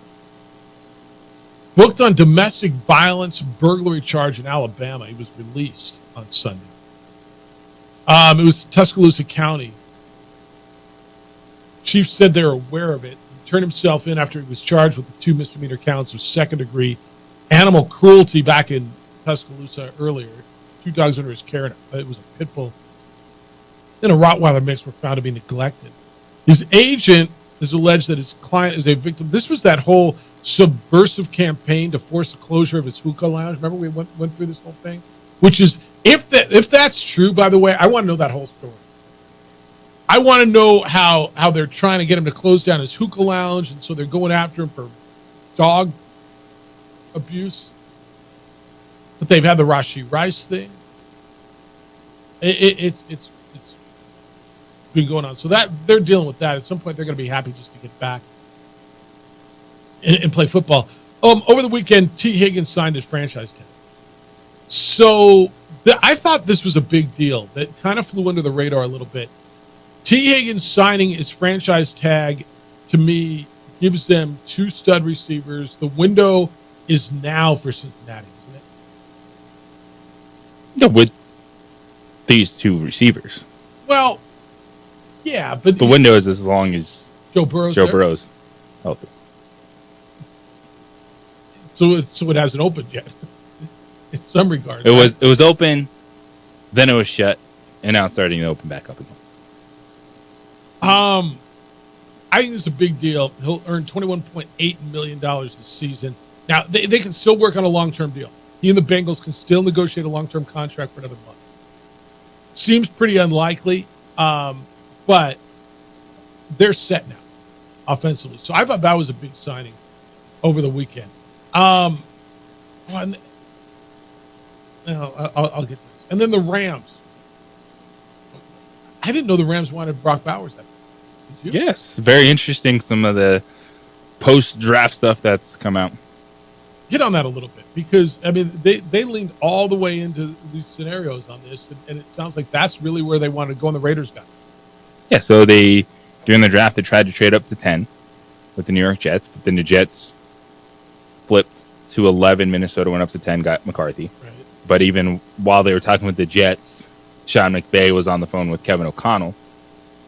Say, hey, at 11, if your guy's there, you're taking him, right? So we can't move up there. And they're like, yeah. But then Minnesota actually moved up. Then they called again at 11 with the Jets, and the Jets are like, no, we're good. And then they even called when the Raiders were on the clock. They're just like, no, we're taking the guy you want. Yeah, right? The guy you want is you're not getting. And then they're like, all right, we'll pivot to the defensive tackle. And we'll try to go after Aaron Donald's replacement and Byron Murphy, the tackle out of Texas. Well, he went at 16. And so they just sit there at 19 and say, Jared Verse. What's Jared Verse say? Like, so what? That's a lot of these guys in the first round. If your team is trying to move up, all right, you're not their first choice, so to speak, but you're the first round pick. But it was really interesting. Just get that behind the scenes look at how they were in on Bowers, man. Sounds like it. You're looking, I think it's very fascinating time. You know, Puka Nacua is taking over as their number 1 wide receiver. And so you have Puka Nacua. I think Cooper Kupp will still be a solid football player next year. But they kind of realize that they need some more explosiveness in that passing game. That's why they're all in on Brock Bowers. All right, baseball. I told you this going to the break. It was a bad bet. No, it's a good bet, but it's a bad break. Mookie Betts broke his left hand. He was hit by a pitch, 7th inning of the game against the Royals on Sunday. So, right in the hand, it was a 98-mile-an-hour fastball that came from Dan Altavilla. He went down. He's hitting .304, which is 9th in the bigs. He was 4th in on-base percentage. He's tied for 5th in hits. This is big. Now, how long he's out, we'll see. His manager is Dave Roberts. Quote, it's a big blow. I feel bad for Mookie because he's having an MVP-type season. Honestly, we've gone through this so much, and teams go through this all the time. That's part of baseball. You got to move forward, and guys know they're going to get opportunities. They have to play well. Look, you go through that order, man, and you go Ohtani, Betts, and Freeman, or whatever order it's in. There's no relief at the top. This is a big blow for them. Now, you're like, okay, whatever, they're going to be fine and he'll come back. And you're probably right.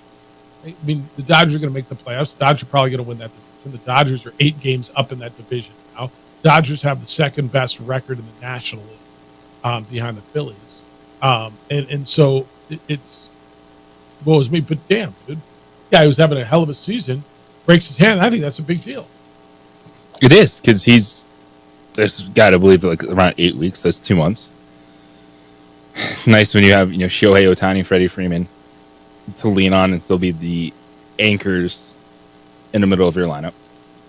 That's a bummer when you go down like that, getting hit on the hand, and everything that Mookie Betts has done, moving back in the infield, playing a really good shortstop for the Dodgers. So you take a little bit of a hit defensively. Miguel Rojas is at least a solid defender, nowhere near the same batter, but he'll be at the bottom of the order. And this is where, when you look at baseball, Dave Roberts will make an impact. It's those little tweaks to the lineup. What are you doing with Ohtani and Freeman? Where are some of the guys you can do to try to protect them a little bit in the order and earn your money during the tough part of the season? But I think for the Dodgers, where they're fine, they're 8 games up in the West, and their pitching staff has started to get healthy, even with blanking the new pitcher they signed in the offseason going on the IL. You're seeing Glass now had a really good weekend. Runs against are still the lowest in the West. Like, they're built themselves enough of a cushion they can get by with Mookie Betts out. Yeah, no, I think that's right. And get better, and he'll be back for the end of the season. All right, when we come back, you and Stigler were having an interesting conversation about complete games in baseball. And he had some calendar stat, right? Was that what it was from? Some like baseball calendar info. How much is too much? And if a dude's throwing a no-hitter, you let him go, right? No, it used to be, right? The answer now is no. Is it the right move to pull a guy throwing a no-hitter through 7 innings? It's the opening drive on 95.9 FM at AM 670 Sports. This report. We would like to thank the following sponsors for making this broadcast possible.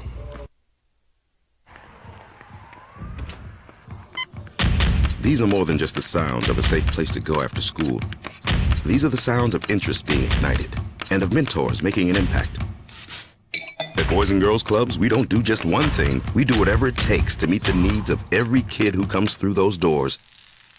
Because whatever it takes is what it takes to build great futures. Great futures start here.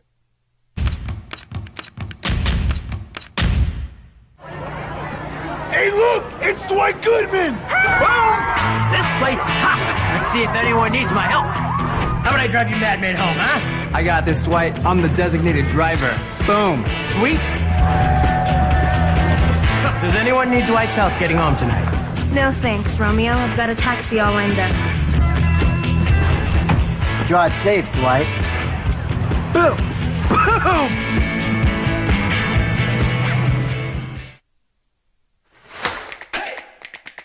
Albuquerque's leader in sports is ProView.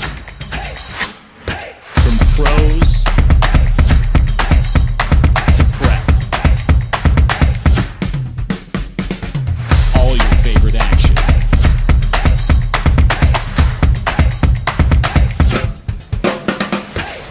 All your favorite talk shows.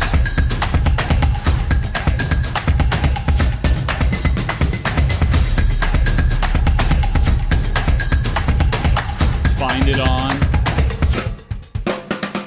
ProView Networks. What's going on, Lobo Nation? Ja'Cory Krosky-Miller here. And I'm Devin Dampier. The Lobo football team is going through some changes, but we're here to stay. We'll put in the work on the field and in the weight room, but we'll need your help off the field. 505 Sports Venture is leading the charge in the NIL space. And you can be part of it. You make my heart better. Show that she better than all my intentions. Like and show that you got my attention. See your baby, I get you the business. Touchdown and pay you a visit. These days, it's important to know people and businesses you can trust. There's a lot of places where you can buy a vehicle, but there's only a few local dealerships where you'll find honest people who have your best interests in mind. And Fiesta Kia is one of them. We've been helping our neighbors save money and drive dependable cars for years, and we'd love to help you. With new Kias arriving daily, you'll love our selection and the peace of mind you'll get driving a Kia from Fiesta. So stop by and see us today at Fiesta Kia on Lomas, or just start driving now at fiestakia.com.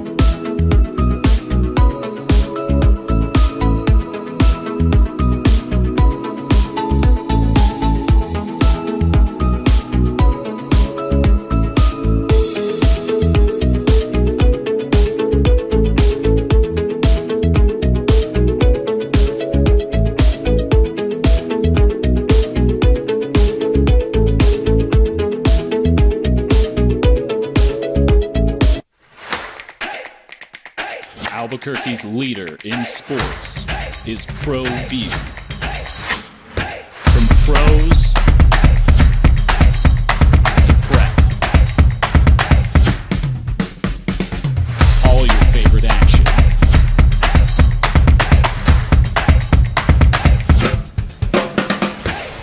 All your favorite talk shows.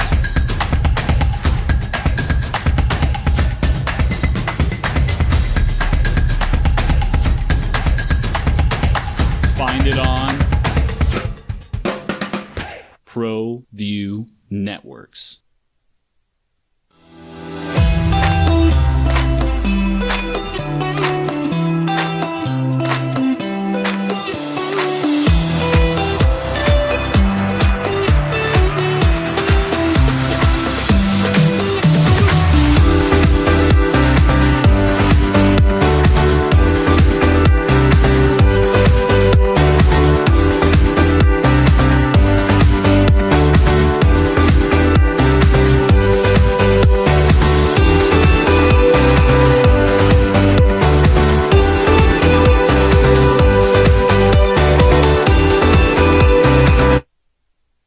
We would like to thank the following sponsors for making this broadcast possible.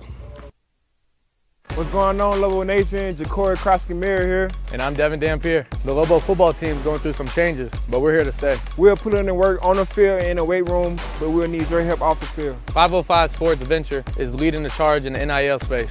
And you can be part of it. Shorty, she better than all my intentions. Locked in, shorty, you got my attention. See your baby, I get you the business. Touchdown and pay you a visit. A burglary takes place in the United States approximately every 15 seconds. International Protective Service is your answer for commercial and residential security in all of Albuquerque. IPS will work with your monitoring company for fast, reliable response times. You can rest easy knowing you, your family, or your company is watched over by International Protective Service. Call International Protective Service today.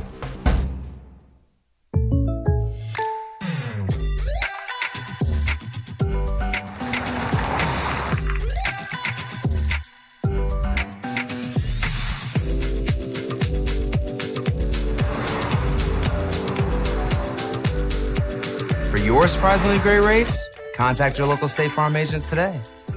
If you want the real deal, call State Farm agent Marty Size in Albuquerque today.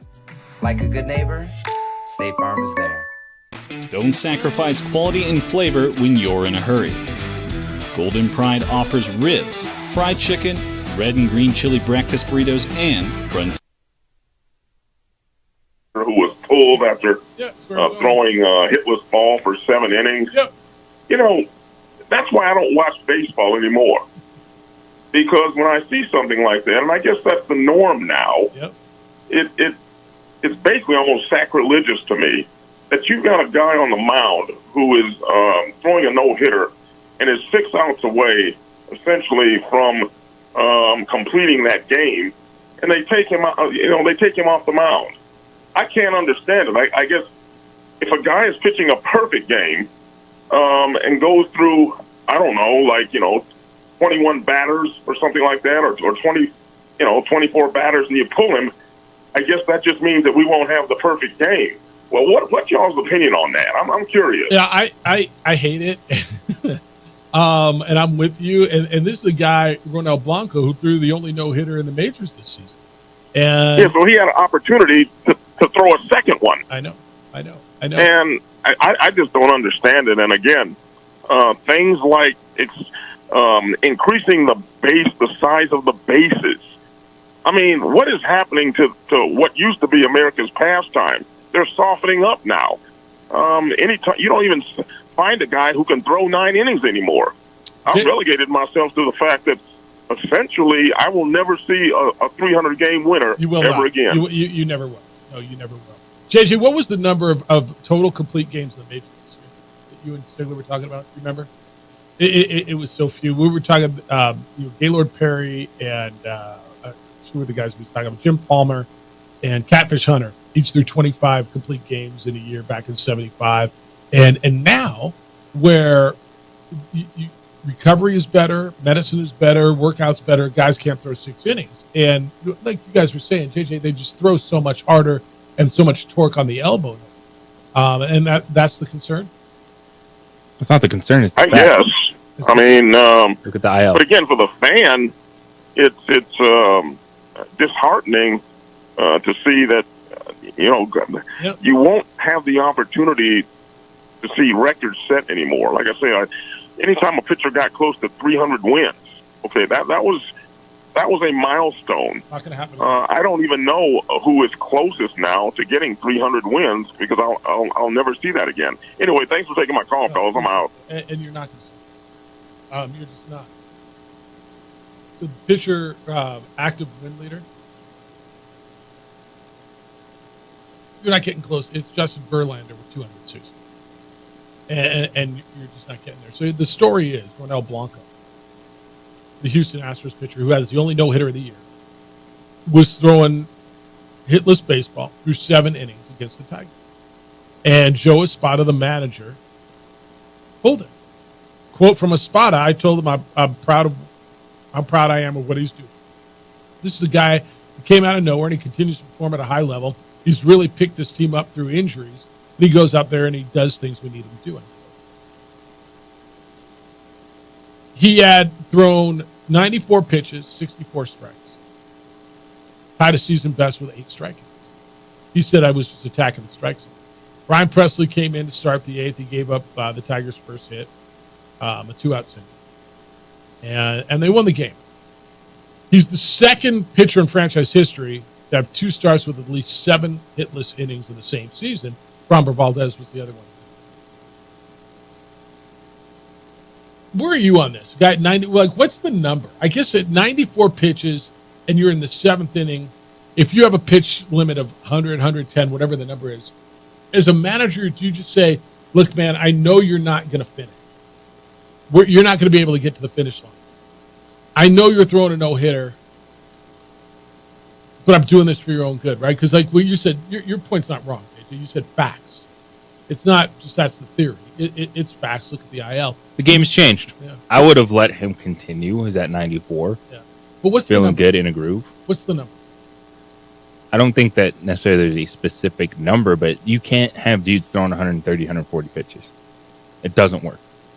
You can say that they're in shape more, but some of that stuff is actually, you can be like too strong. And there's just too much torque on your elbows. Yeah. And on your because it's not like look at the IL, look at the facts that have been reported over the last decade of pitchers going on the injured list. Like they don't throw the same. They're not. It's not. To Adolph's point, he's an old school guy, and the game has passed him by. because they don't throw that way. And it's not coming back. Yeah, then you're not going to see a 300 game. 505-246-0610. Want your thoughts on what you watched in the U.S. Open? There's so much. What you saw over the weekend in the hoops.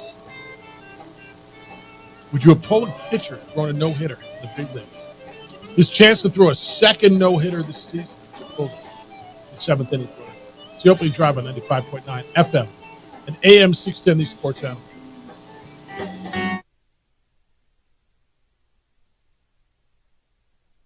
We would like to thank the following sponsors for making this broadcast possible.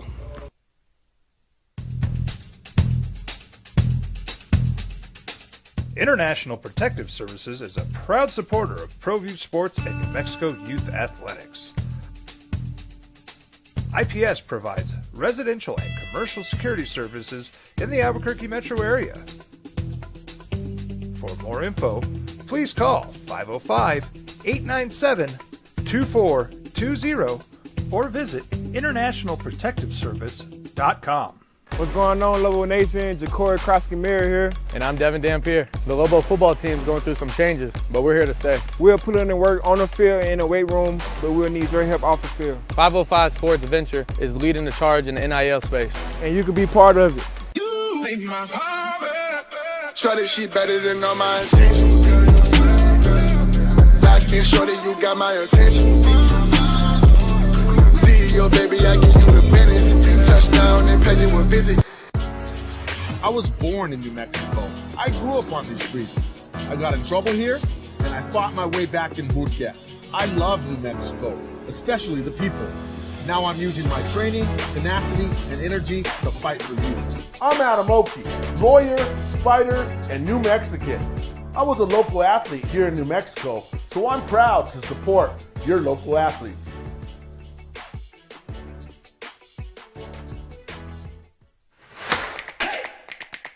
Albuquerque's leader in sports is ProView.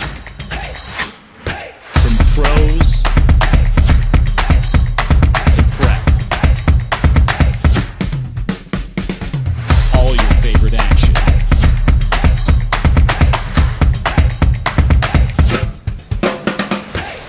All your favorite talk shows.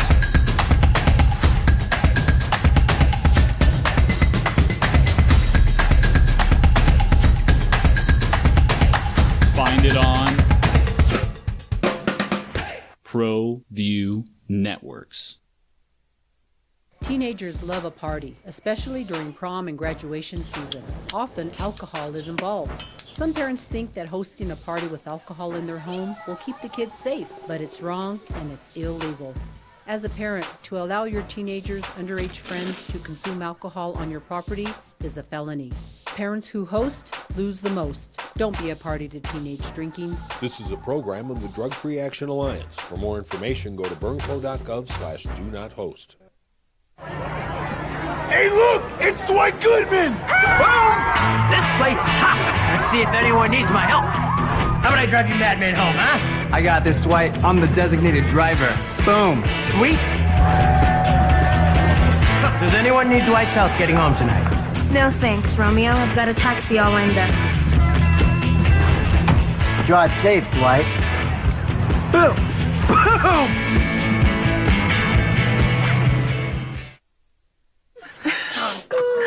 Seriously? You expect me to drive while you aren't wearing seatbelts? What's the worst that can happen?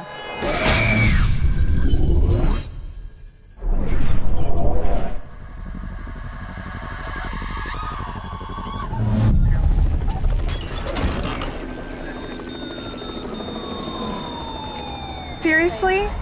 Buckle up. Okay. Thank you.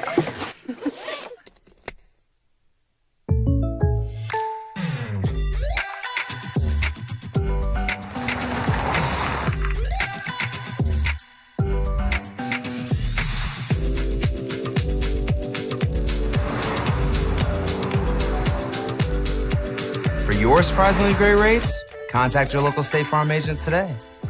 If you want the real deal, call State Farm agent Marty Size in Albuquerque today. Like a good neighbor,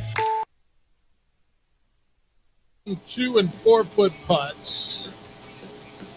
Playing a handball in your own zone because you thought the ball went out of bounds. I mean, we saw some stuff this week you just don't normally see. A team down 3-0 in the NBA Finals wins by 40. Team down 3-0 in the Stanley Cup Final wins by 7. What a weird weekend. It's the opening drive. Jeff Symbieta, JJ Buck. Glad you're with us. It's a championship week for us. JJ will be receiving the award. You're not going either? No. Who's going up to get our award? Maybe the big boss? The big boss will go up. Yep, these guys can't be there. You're not going to dinner either? All right. Well, I mean, it's we get it. We get the trophy this weekend. Someone will hand it to us, hopefully. That's right. All right. Ron says, Jeff, in college, starter goes 120 or 130 feet. But if ABTs, what's ABT? Albuquerque, what's ABT? Guy has played 80, you can hear the concern in Sushan's voice, or you're risking hurting the program. What does ABT stand? Albuquerque's baseball team. Sorry. It's just the way it is. You're right. There was a guy, what was I watching? In the Super Regional, JJ, I want to say it was a kid from Wake Forest. Kid was throwing through the ninth, and he was at about 130, 135 pitch. He was humming. And then he gave up a bomb dead center. And then that guy gave up the winning run. They lost the game. But it's quick.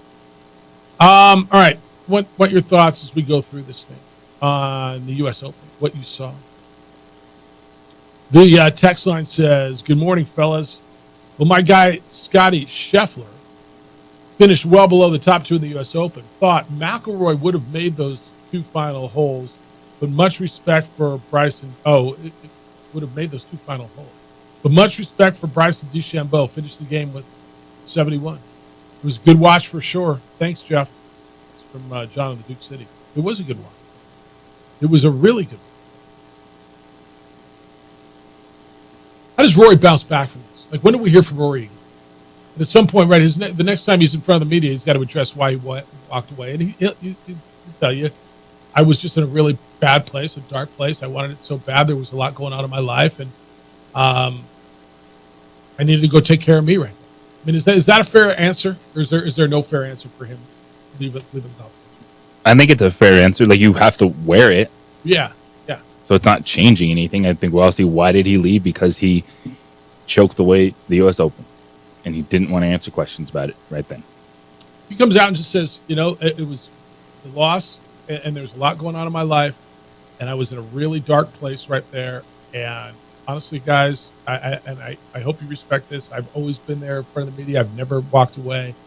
That was a moment where I just needed to go. I took it really hard. I wanted it. I needed it. I know that I failed myself, and with everything, it was compounding with everything going on in my life, and I just needed it. Makes sense. Would you accept with the world? I think it's acceptable. Yeah, I would accept that. I mean, like he's not doing it every tournament every time. That's right. That's not that guy's reputation. If that guy was that guy, you'd say, "Come on." It's one thing.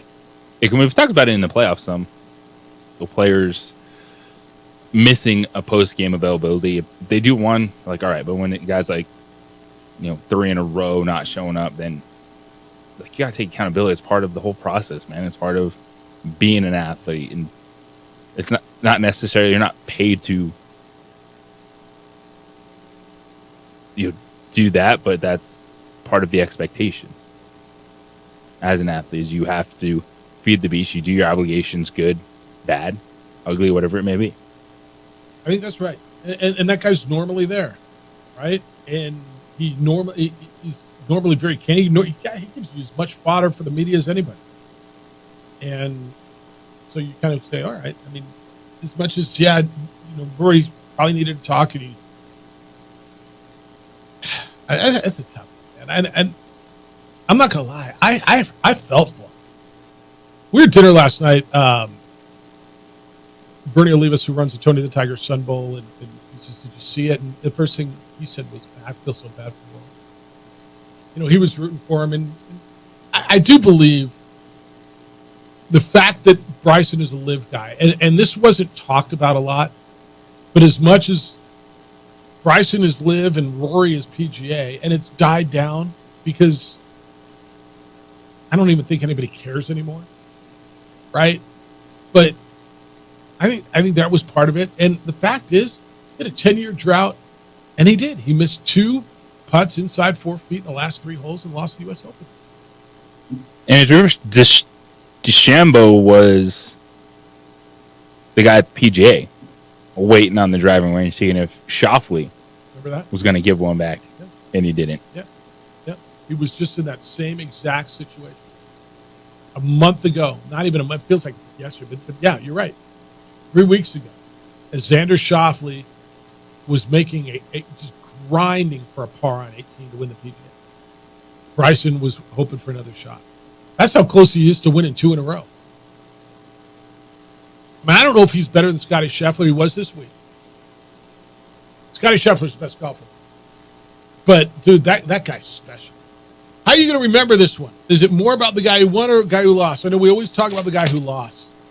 We talk about the team who lost so often. But this one's going to be a tough one. But good for Bryson, man. And by the way, he's a multiple-time winner now.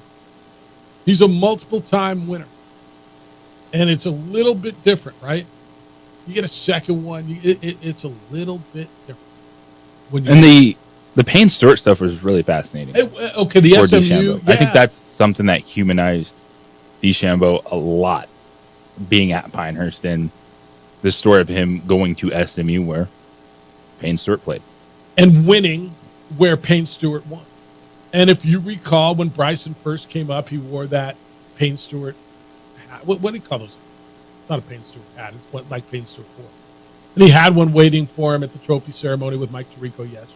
Yeah, I think that's a crazy game. Yeah, 100%. It's the whole part of it, man. And to me, the most amazing part is how he's transformed himself. Because he was a jerk.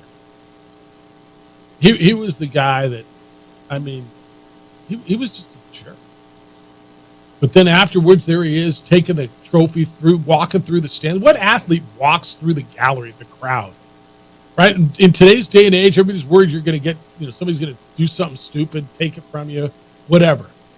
He's like, I want everybody to feel it. And he walks through the crowd. Pretty crazy.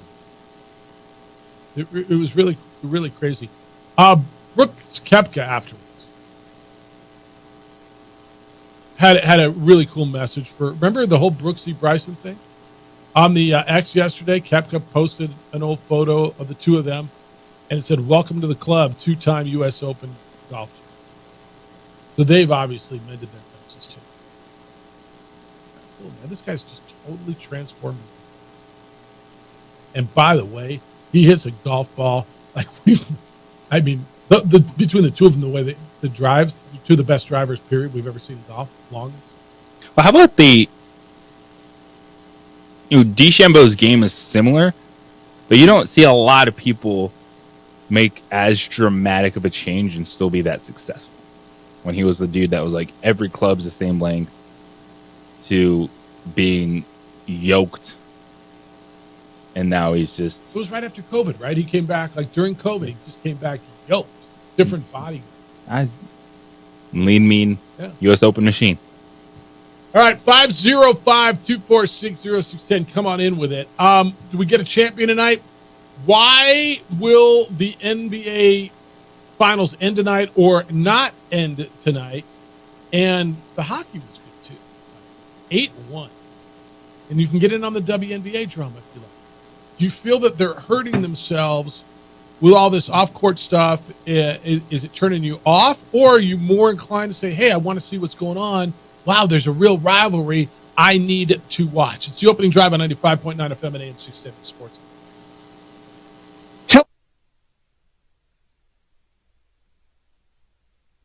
We would like to thank the following sponsors for making this broadcast possible.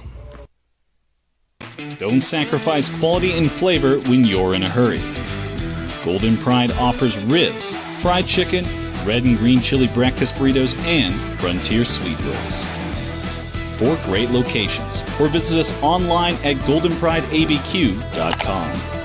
Golden Pride Barbecue Chicken and Ribs are proud supporters of ProView Sports.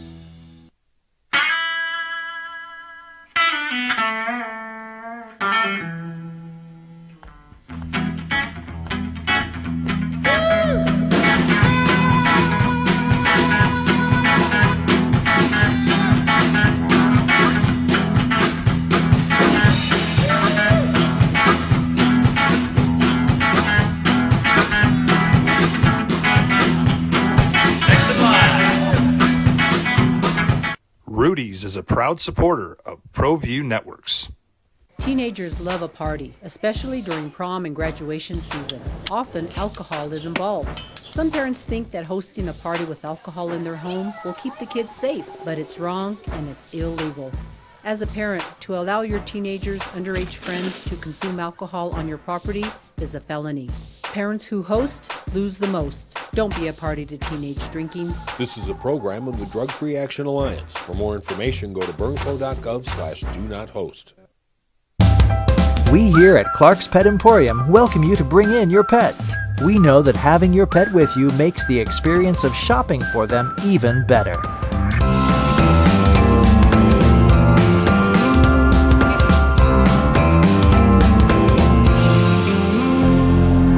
And we welcome you to bring your kids also.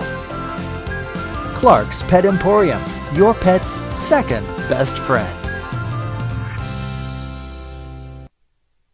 We would like to thank the following sponsors for making this broadcast possible.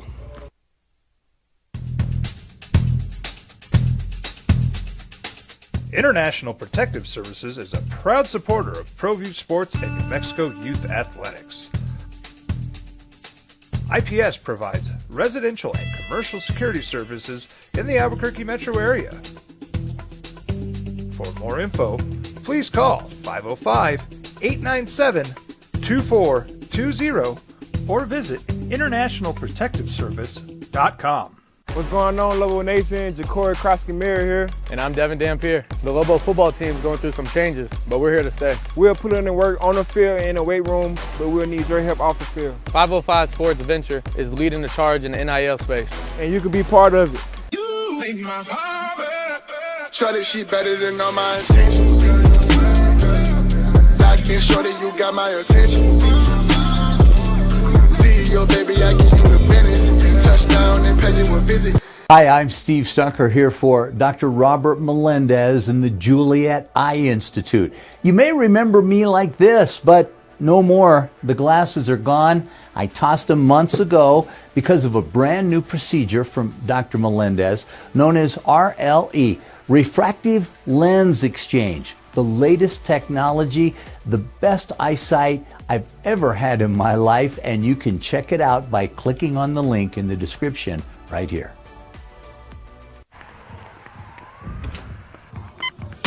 These are more than just the sounds of a safe place to go after school. These are the sounds of interest being ignited and of mentors making an impact. At Boys and Girls Clubs, we don't do just one thing. We do whatever it takes to meet the needs of every kid who comes through those doors. Because whatever it takes is what it takes to build great futures. Great futures start here.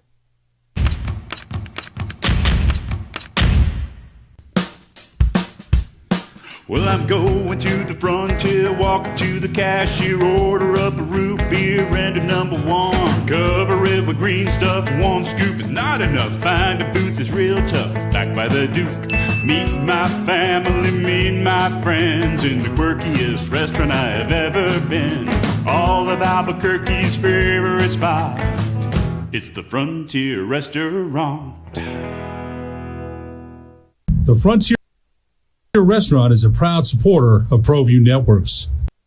It will be in Boston where they have the Colts, according to Kyrie Irving. It's a spread tonight. I get a spread tonight? You got to have a spread.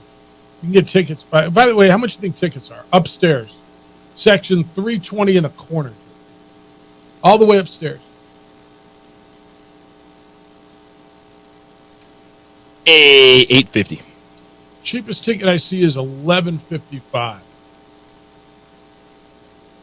$11.24. So it's north of $1,100 to get in because they think they're going to see history tonight and watch the Celtics win a banner.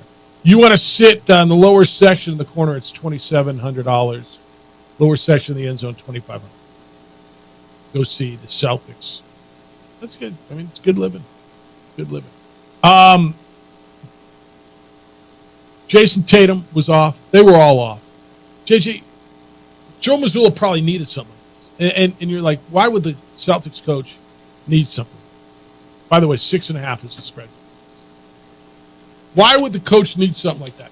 Well, when you're up 3-0 and you're winning like they're winning, it's hard to make these guys say, you got to look at this, you got to do this. No, we're one game away from the championship. Well, and then you get run out of the built. I guess the coach has some video to look at. There's some teachable moments. Or do you, are you one of those guys, if you get beat by 40, do you want to look at the tape and make these guys eat it? Or do you just say, let's just go?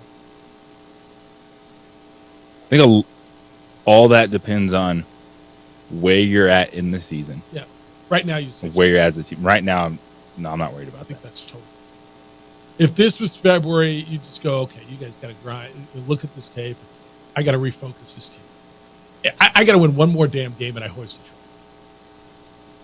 I think I agree with you. I'm showing him. I might be showing him clips of early when the game got away, why it got away, what they did to adjust. Here, you know, we got to switch here. We can't switch here. Come low here, go high here, whatever. But I don't need to sit there and have a 2-hour film session of how I got my ass. Not right now. Those are grown-ass men, right? I think I totally agree with you. I'm leaning towards Celtics win it tonight. I'd like to see this thing extend. I'd like to see it go back because then it gets really interesting. But it feels like I've said this about a number of things before, and I've been here before, and it just feels like, to me, the script ends with this thing ending tonight. Celtics scored 14 points in the second. They scored 35 in the first half, which was their lowest point total this season and a half. And you're like, wait a minute, that team that has just been dominating. And I know everybody was telling me, I was listening to one of our best bet segments, you know, that we run during commercial breaks here. Or maybe it was the Infinity Network that was running them. And the bet was the under 103.5. Well, the Mavericks haven't scored. I'm like, Mavericks are going to come out. To me, I thought the bet was the over on that. On the Mavericks total. But there's no way the Celtics come out and don't score, right? I'm not expecting that. I think it was a case of Boston I think Boston thought Dallas would put up a fight but go away. Like this will come. It's game 4. We've won all these games. We're cruising. It's going to be good. And then the game got away from them early, and they cashed in and checked out. Said, all right, we'll just go back and win this in Boston. You might have Kristaps Porzingis tonight. He said he's going to do everything he can to play tonight.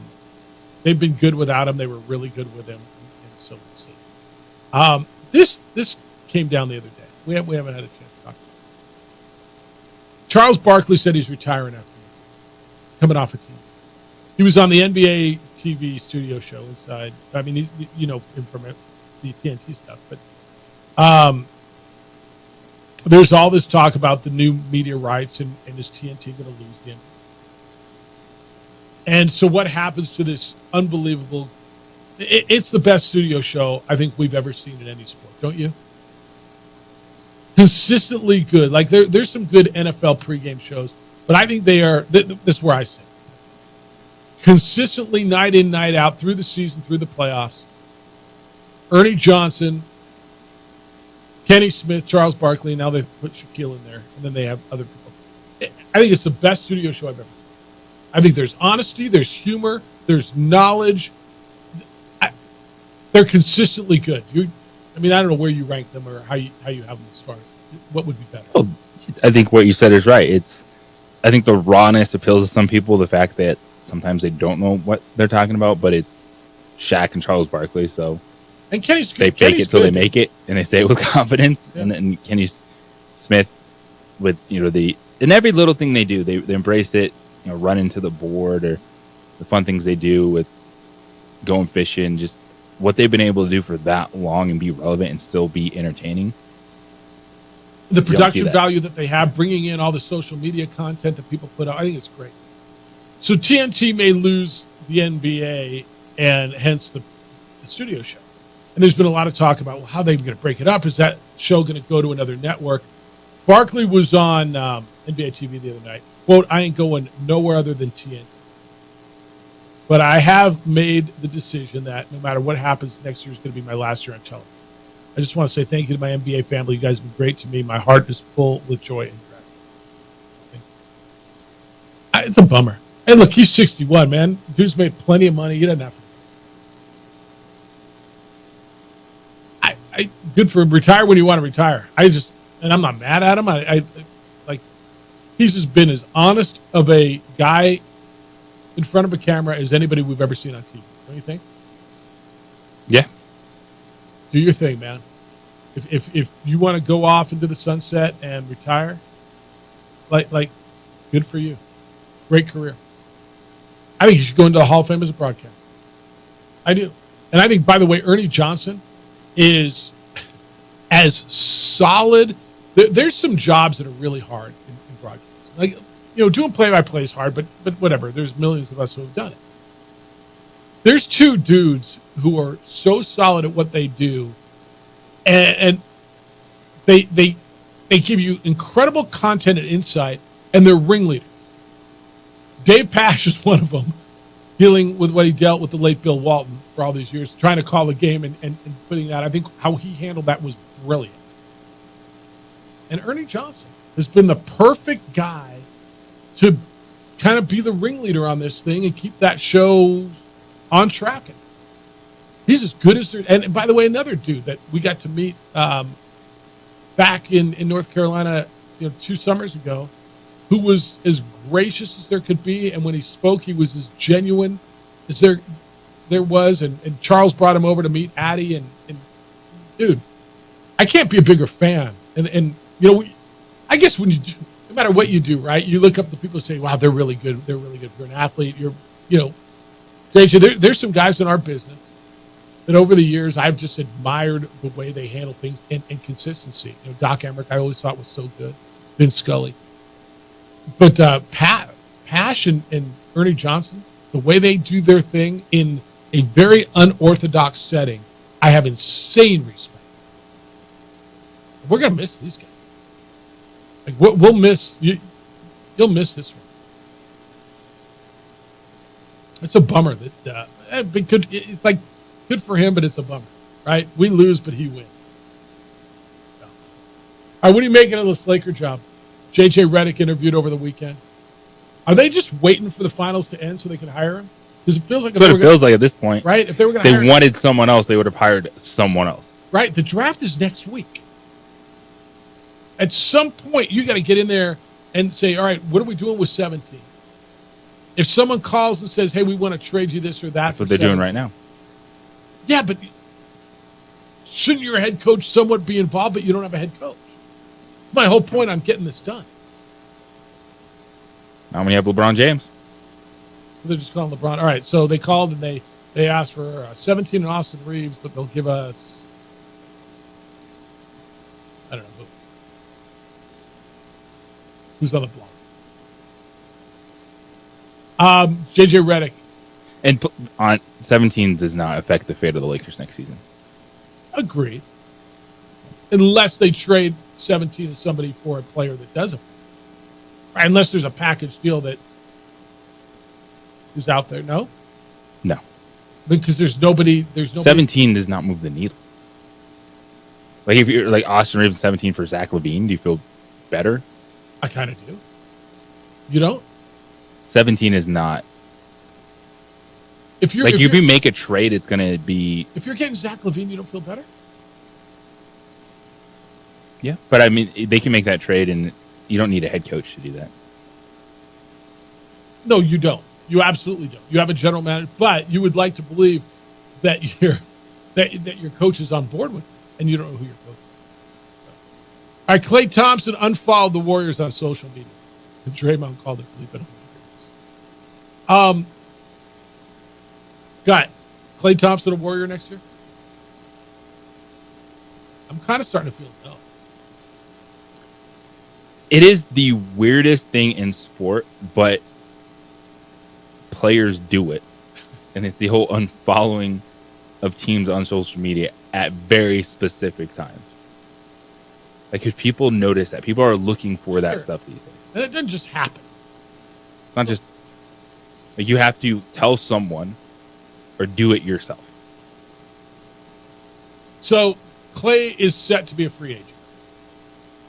And he unfollowed the Warriors on Instagram. He, as JJ just told you, deleted some posts. And all of a sudden, Warrior fan is panicking. And what does it mean? Draymond Green, though, I know, quote, I know all of you were probably looking forward to me talking about Klay unfollowing the Warriors, deleting some IG posts or something. I had no idea that happened. I think it's bleeping hilarious. This was on the Draymond Green. I think that's comical.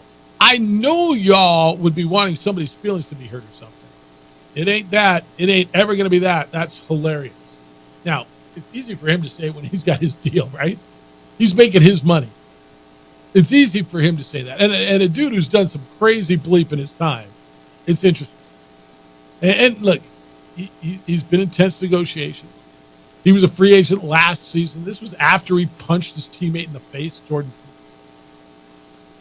They bowed out in the playoffs in the second round. There were rumors saying that Golden State would no longer be willing to pay him. Ultimately, he got a 4-year deal. Thus far, though, there are no known extension offers to Klay Thompson. Who's more vital? Who's more important to them to be contenders?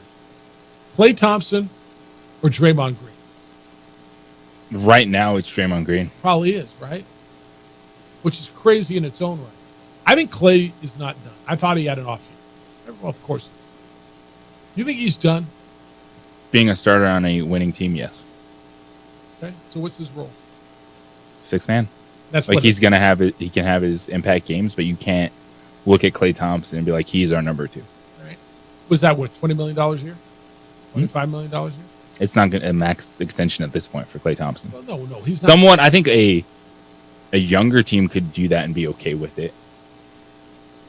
But just because they got money to throw around? Yeah, and you're bringing Klay Thompson in to be around guys for a couple years. Like, I think that's why the Magic stuff is popping so much. You know, they have a really young core that was competitive in the playoffs, and they don't have a guy like that on the roster.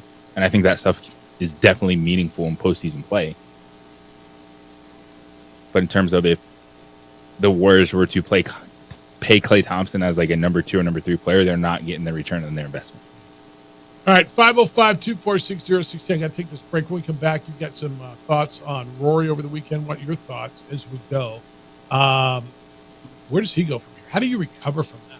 It's almost Seahawks-esque, right? Give the ball to Marshawn, you win another Super Bowl, right? I mean, you're right on the doorstep. It's the opening drive on 95.9 FM at AM. Congratulations! We would like to thank the following sponsors for making this broadcast possible.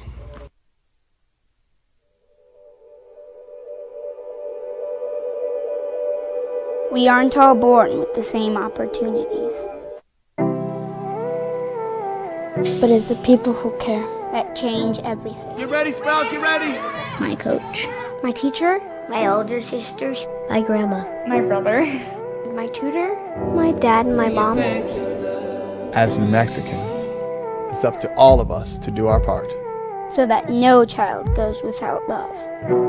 And no family has to do it all on their own. They're all our children. Every single person is called to make a difference in the life of a child. It's up to all of us to do our part. To pull together. Pull together. Pull together. To make New Mexico the best place to be a kid.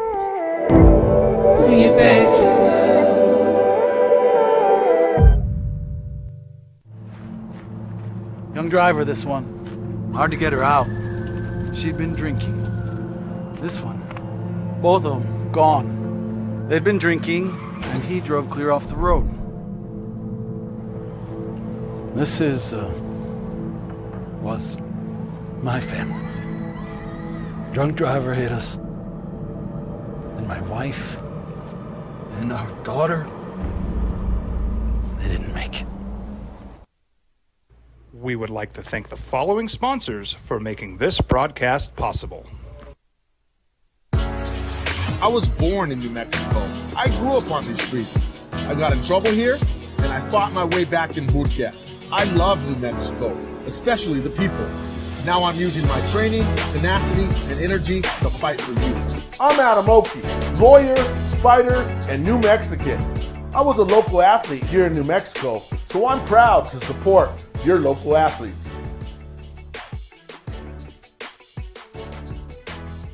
What's going on, Lobo Nation? Ja'Cory Krosky-Miller here, and I'm Devin Dampier. The Lobo football team is going through some changes, but we're here to stay. We'll put in the work on the field and in the weight room, but we'll need your help off the field. 505 Sports Venture is leading the charge in the NIL space, and you can be part of it. Shorty, she better than all my intentions. Like me, shorty, you got my attention.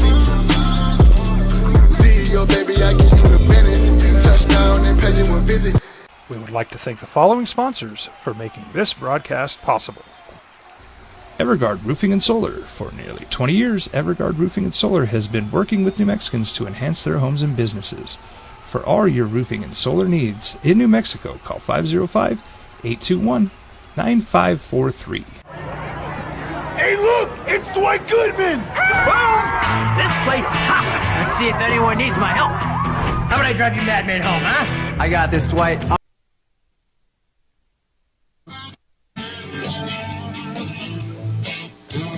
The headlines read, McElroy misses deep putts down the stretch. How will you remember this Open?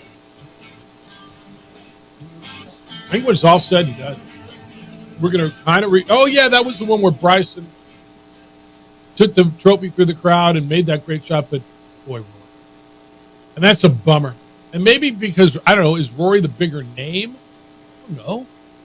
But I think that's what you're going to remember because it was just so hard to watch. Opening drive, Jeff Symbieta and J.J. Buck. I mean, when it's like a year from now, 2 years, 5 years,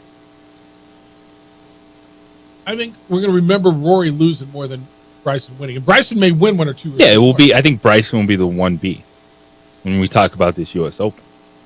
It will be on Rory missing, which,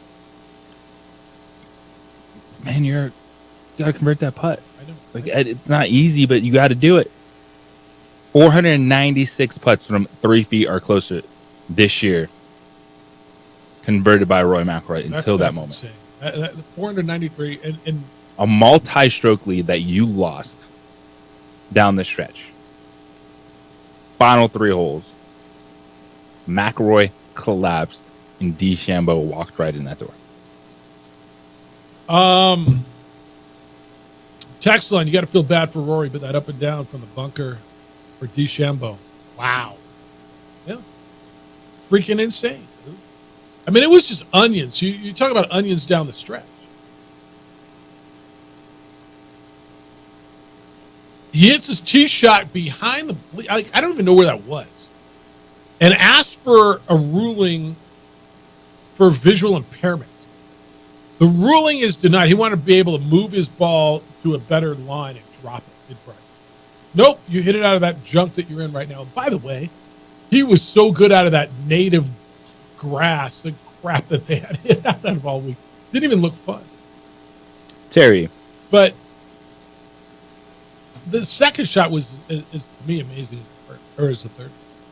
Terry, good morning. You're on the Sports Animal. How you living?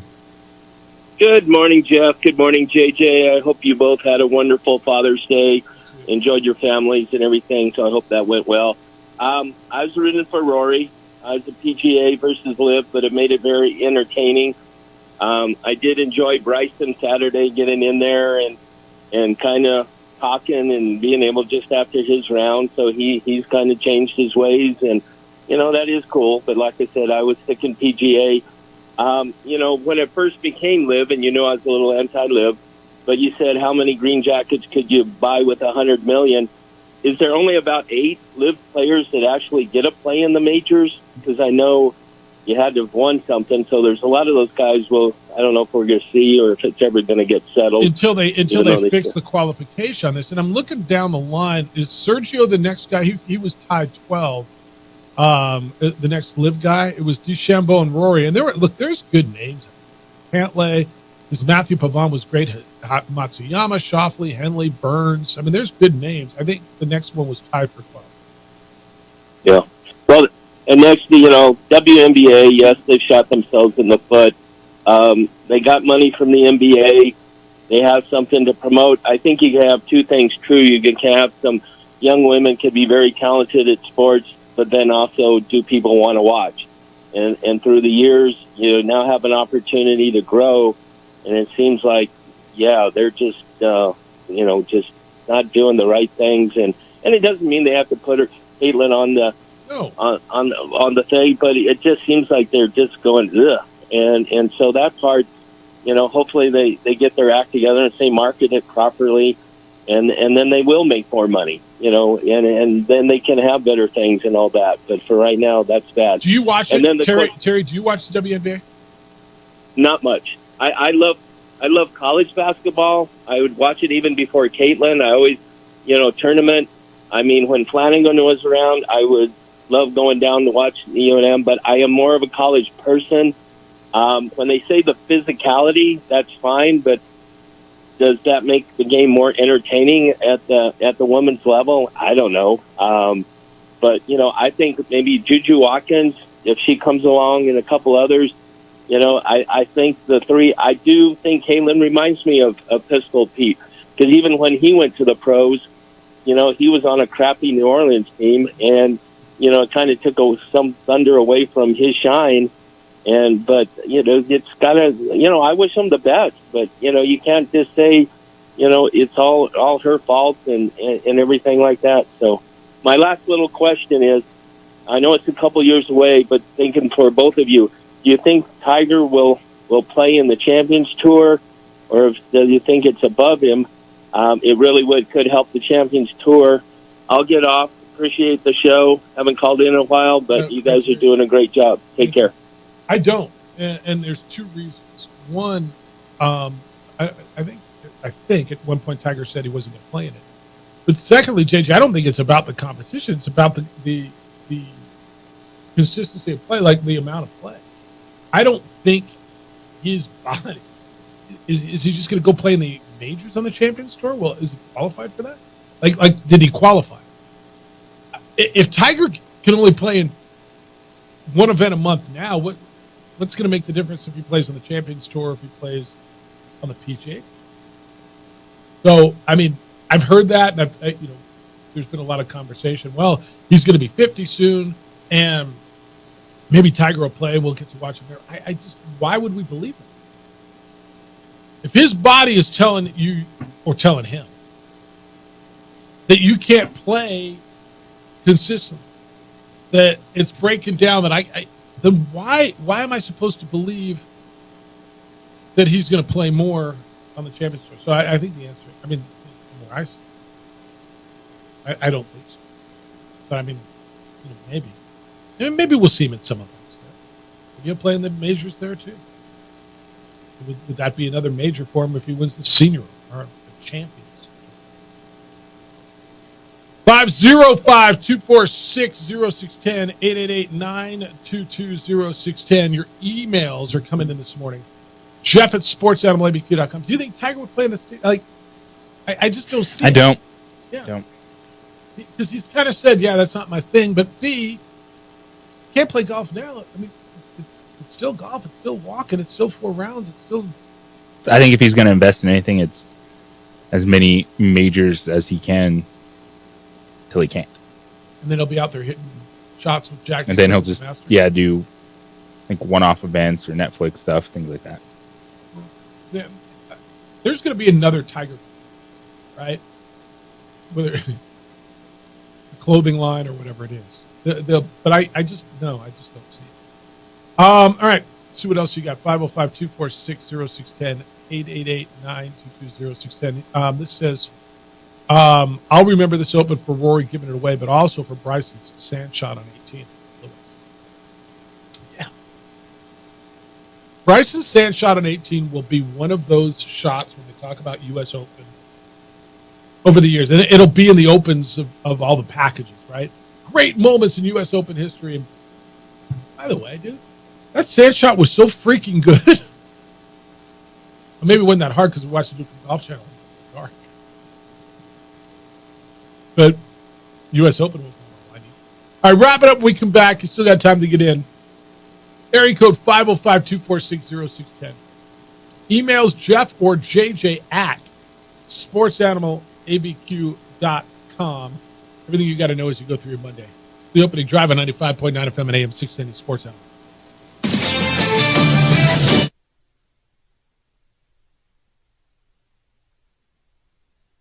We would like to thank the following sponsors for making this broadcast possible. Young driver, this one. Hard to get her out. She'd been drinking. This one. Both of them gone. They'd been drinking, and he drove clear off the road. This was my family. Drunk driver hit us. And my wife and our daughter, they didn't make it. Don't sacrifice quality and flavor when you're in a hurry. Golden Pride offers ribs, fried chicken, red and green chili breakfast burritos, and Frontier sweet rolls. 4 great locations, or visit us online at goldenprideabq.com. Golden Pride Barbecue Chicken and Ribs are proud supporters of ProView Sports. We would like to thank the following sponsors for making this broadcast possible.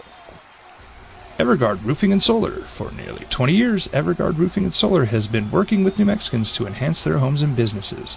For all your roofing and solar needs in New Mexico, call 505-821-9543.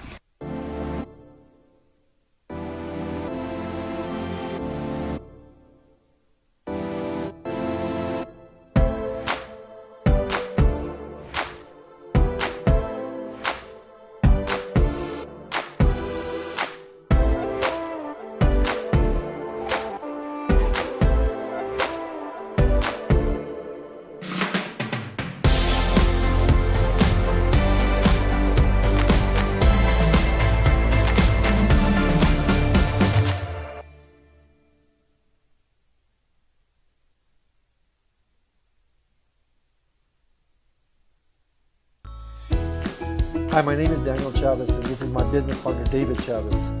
We are the owners of Indeed Safety. Indeed Safety is a local safety consulting company helping our clients with their safety needs for their projects. One of the things we pride ourselves as a construction safety company is helping our men and women in construction get home safe every day to their families. Indeed Safety is a proud supporter of ProView Network.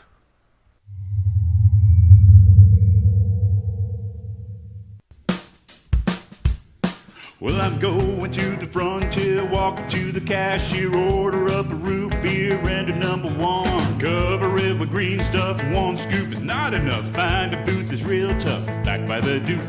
Meet my family, meet my friends in the quirkiest restaurant I have ever been.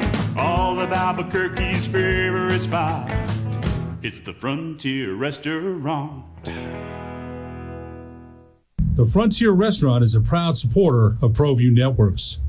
For your business or your home, Valley Fence stands alone. We're number 1 in New Mexico for a reason. It's the best fence you can own. Proudly serving New Mexico for over 50 years. At Valley Fence, the difference is clear. No fence too big, too small, or difficult. We handle them all.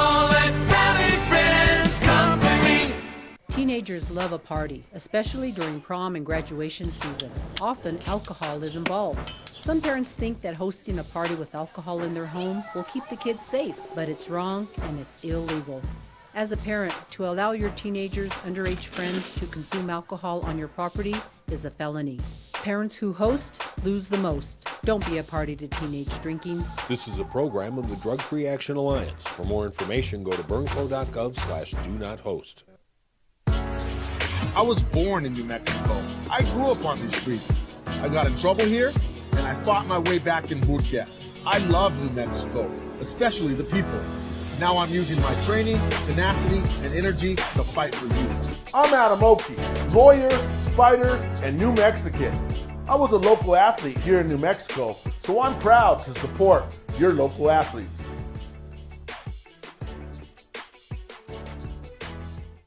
We would like to thank the following sponsors for making this broadcast possible.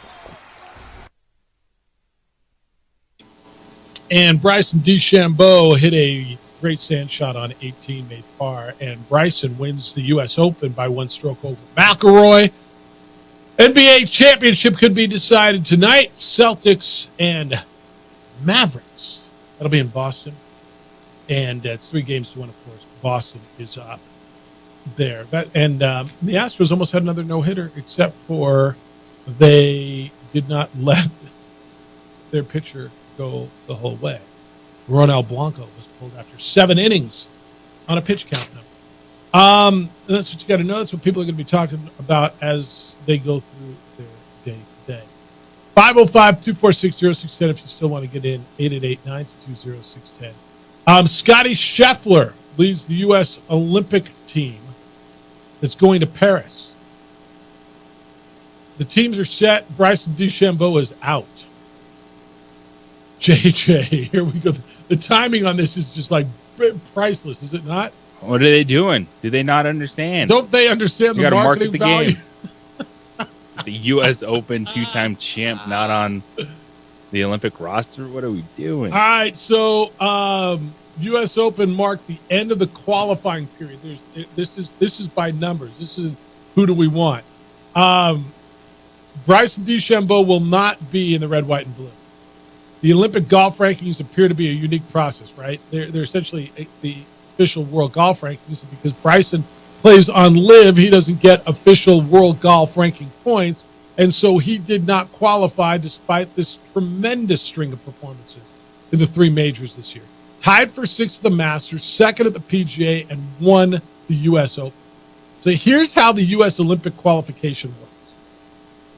The top 15 in the world golf rankings are eligible. No more than 4 players can be selected from any given nation. So outside of the top 15, players will be eligible based on world rankings with a maximum of 2 eligible from each country who doesn't already have players ranked in the top 15. Blah, blah, blah, blah. All right? So here's your team. This is insane. Scheffler, Schauffele, and Xander won the gold medal last time, right? He did. Wyndham Clark and Colin Morikawa is your Team USA.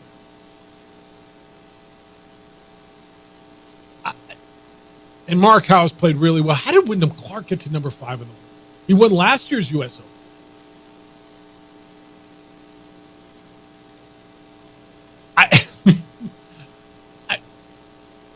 Don't you want Brandon or Bryson DeChambeau on this team? Yeah. I can understand like a qualifying process for like season-long tournaments or being eligible for something, but it feels like national teams. Yeah. You should kind of just pick the best players regardless. How do you determine best? With eyes in the moment.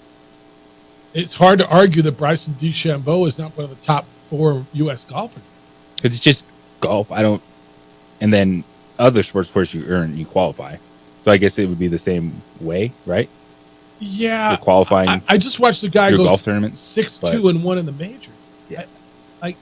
Just not playing the right tournaments to qualify. So Schauffele won the gold in 2020 in Tokyo. Morikawa is the 2nd-time Olympian. Patrick Cantlay recently, or nearly snuck in. He's the next guy out. He needed to finish top 2 at the U.S. Open to get on the Olympic team. He finished 3rd. So it's a similar process as other ones, like when you have your track and field trials, this stuff. Yeah. So if Patrick Cantlay would have made that putt on the last hole.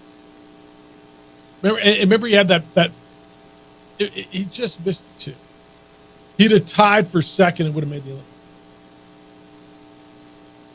Clark was second in the PGA when Clark was Steve. Thank you. No, Steve, I appreciate it. So this is crazy.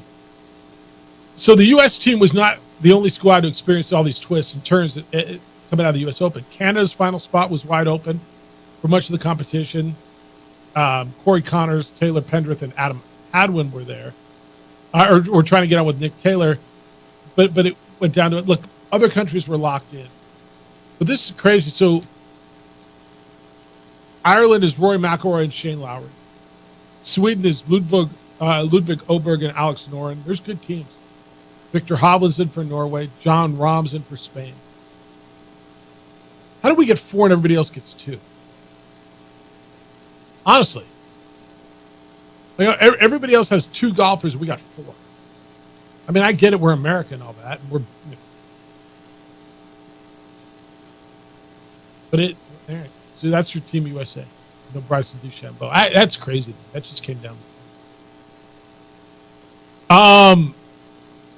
Mookie Betts. Oh, this is the other thing. And Dodger fan, man, they're going to be talking about this one.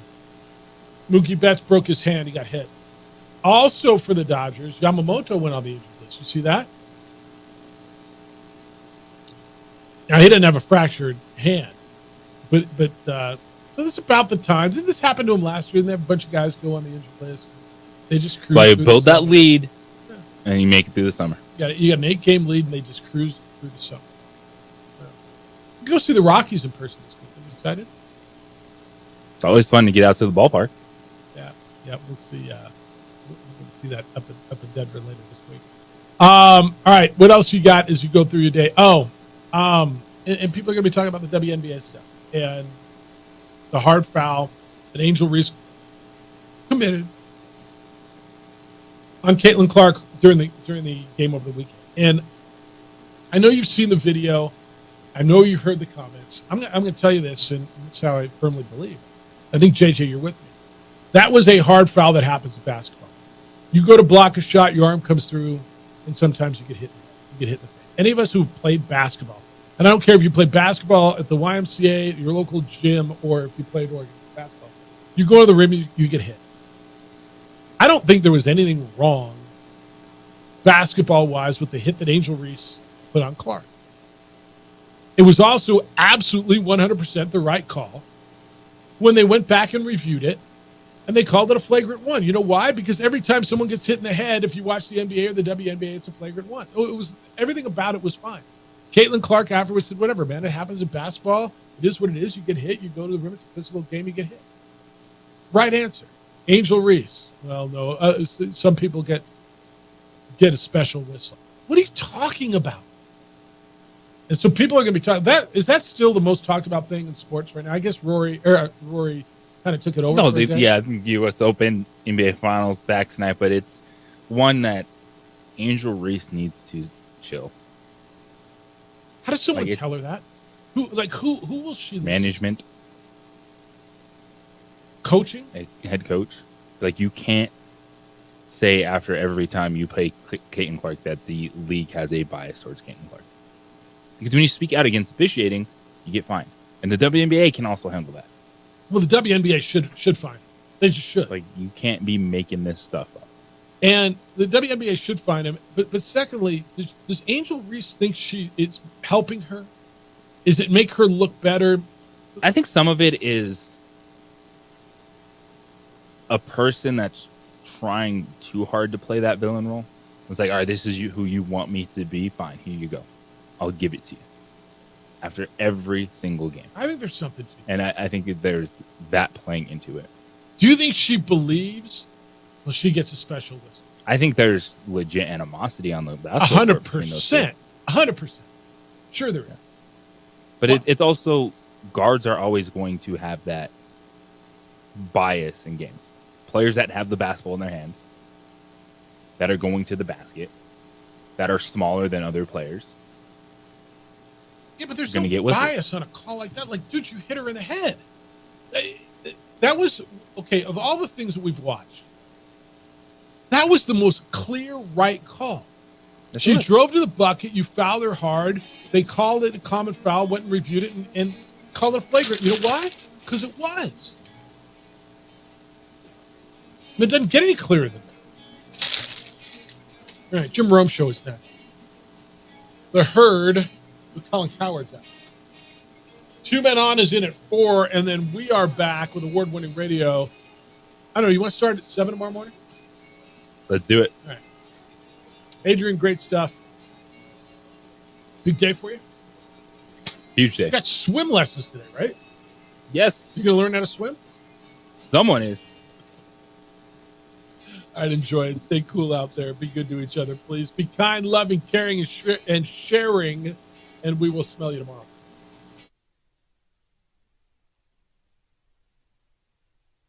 We would like to thank the following sponsors for making this broadcast possible.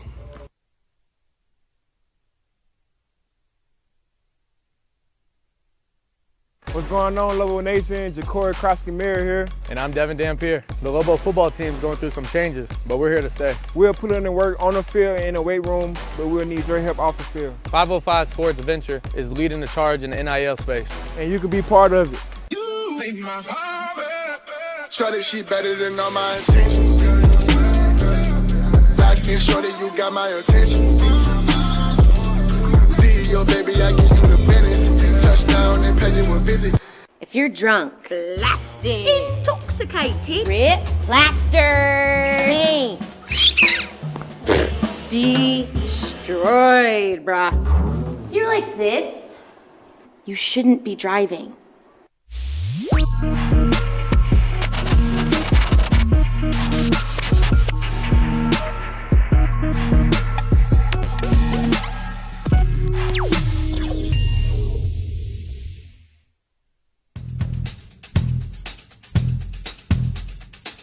International Protective Services is a proud supporter of ProView Sports and New Mexico Youth Athletics. IPS provides residential and commercial security services in the Albuquerque metro area. For more info, please call 505-897-2420 or visit internationalprotectiveservice.com. What's going on? Who are you guys? Well, sir, I'm going to pick you up at the DWI checkpoint for drunk driving. And that's when I have to come down to get you out of jail. Well, temporarily. I'm Judge Torres. They call him the Hammer. Hey, hot off the presses, champ. I'm real proud of you, honey. Way to make them happy back home, Captain. Who's that?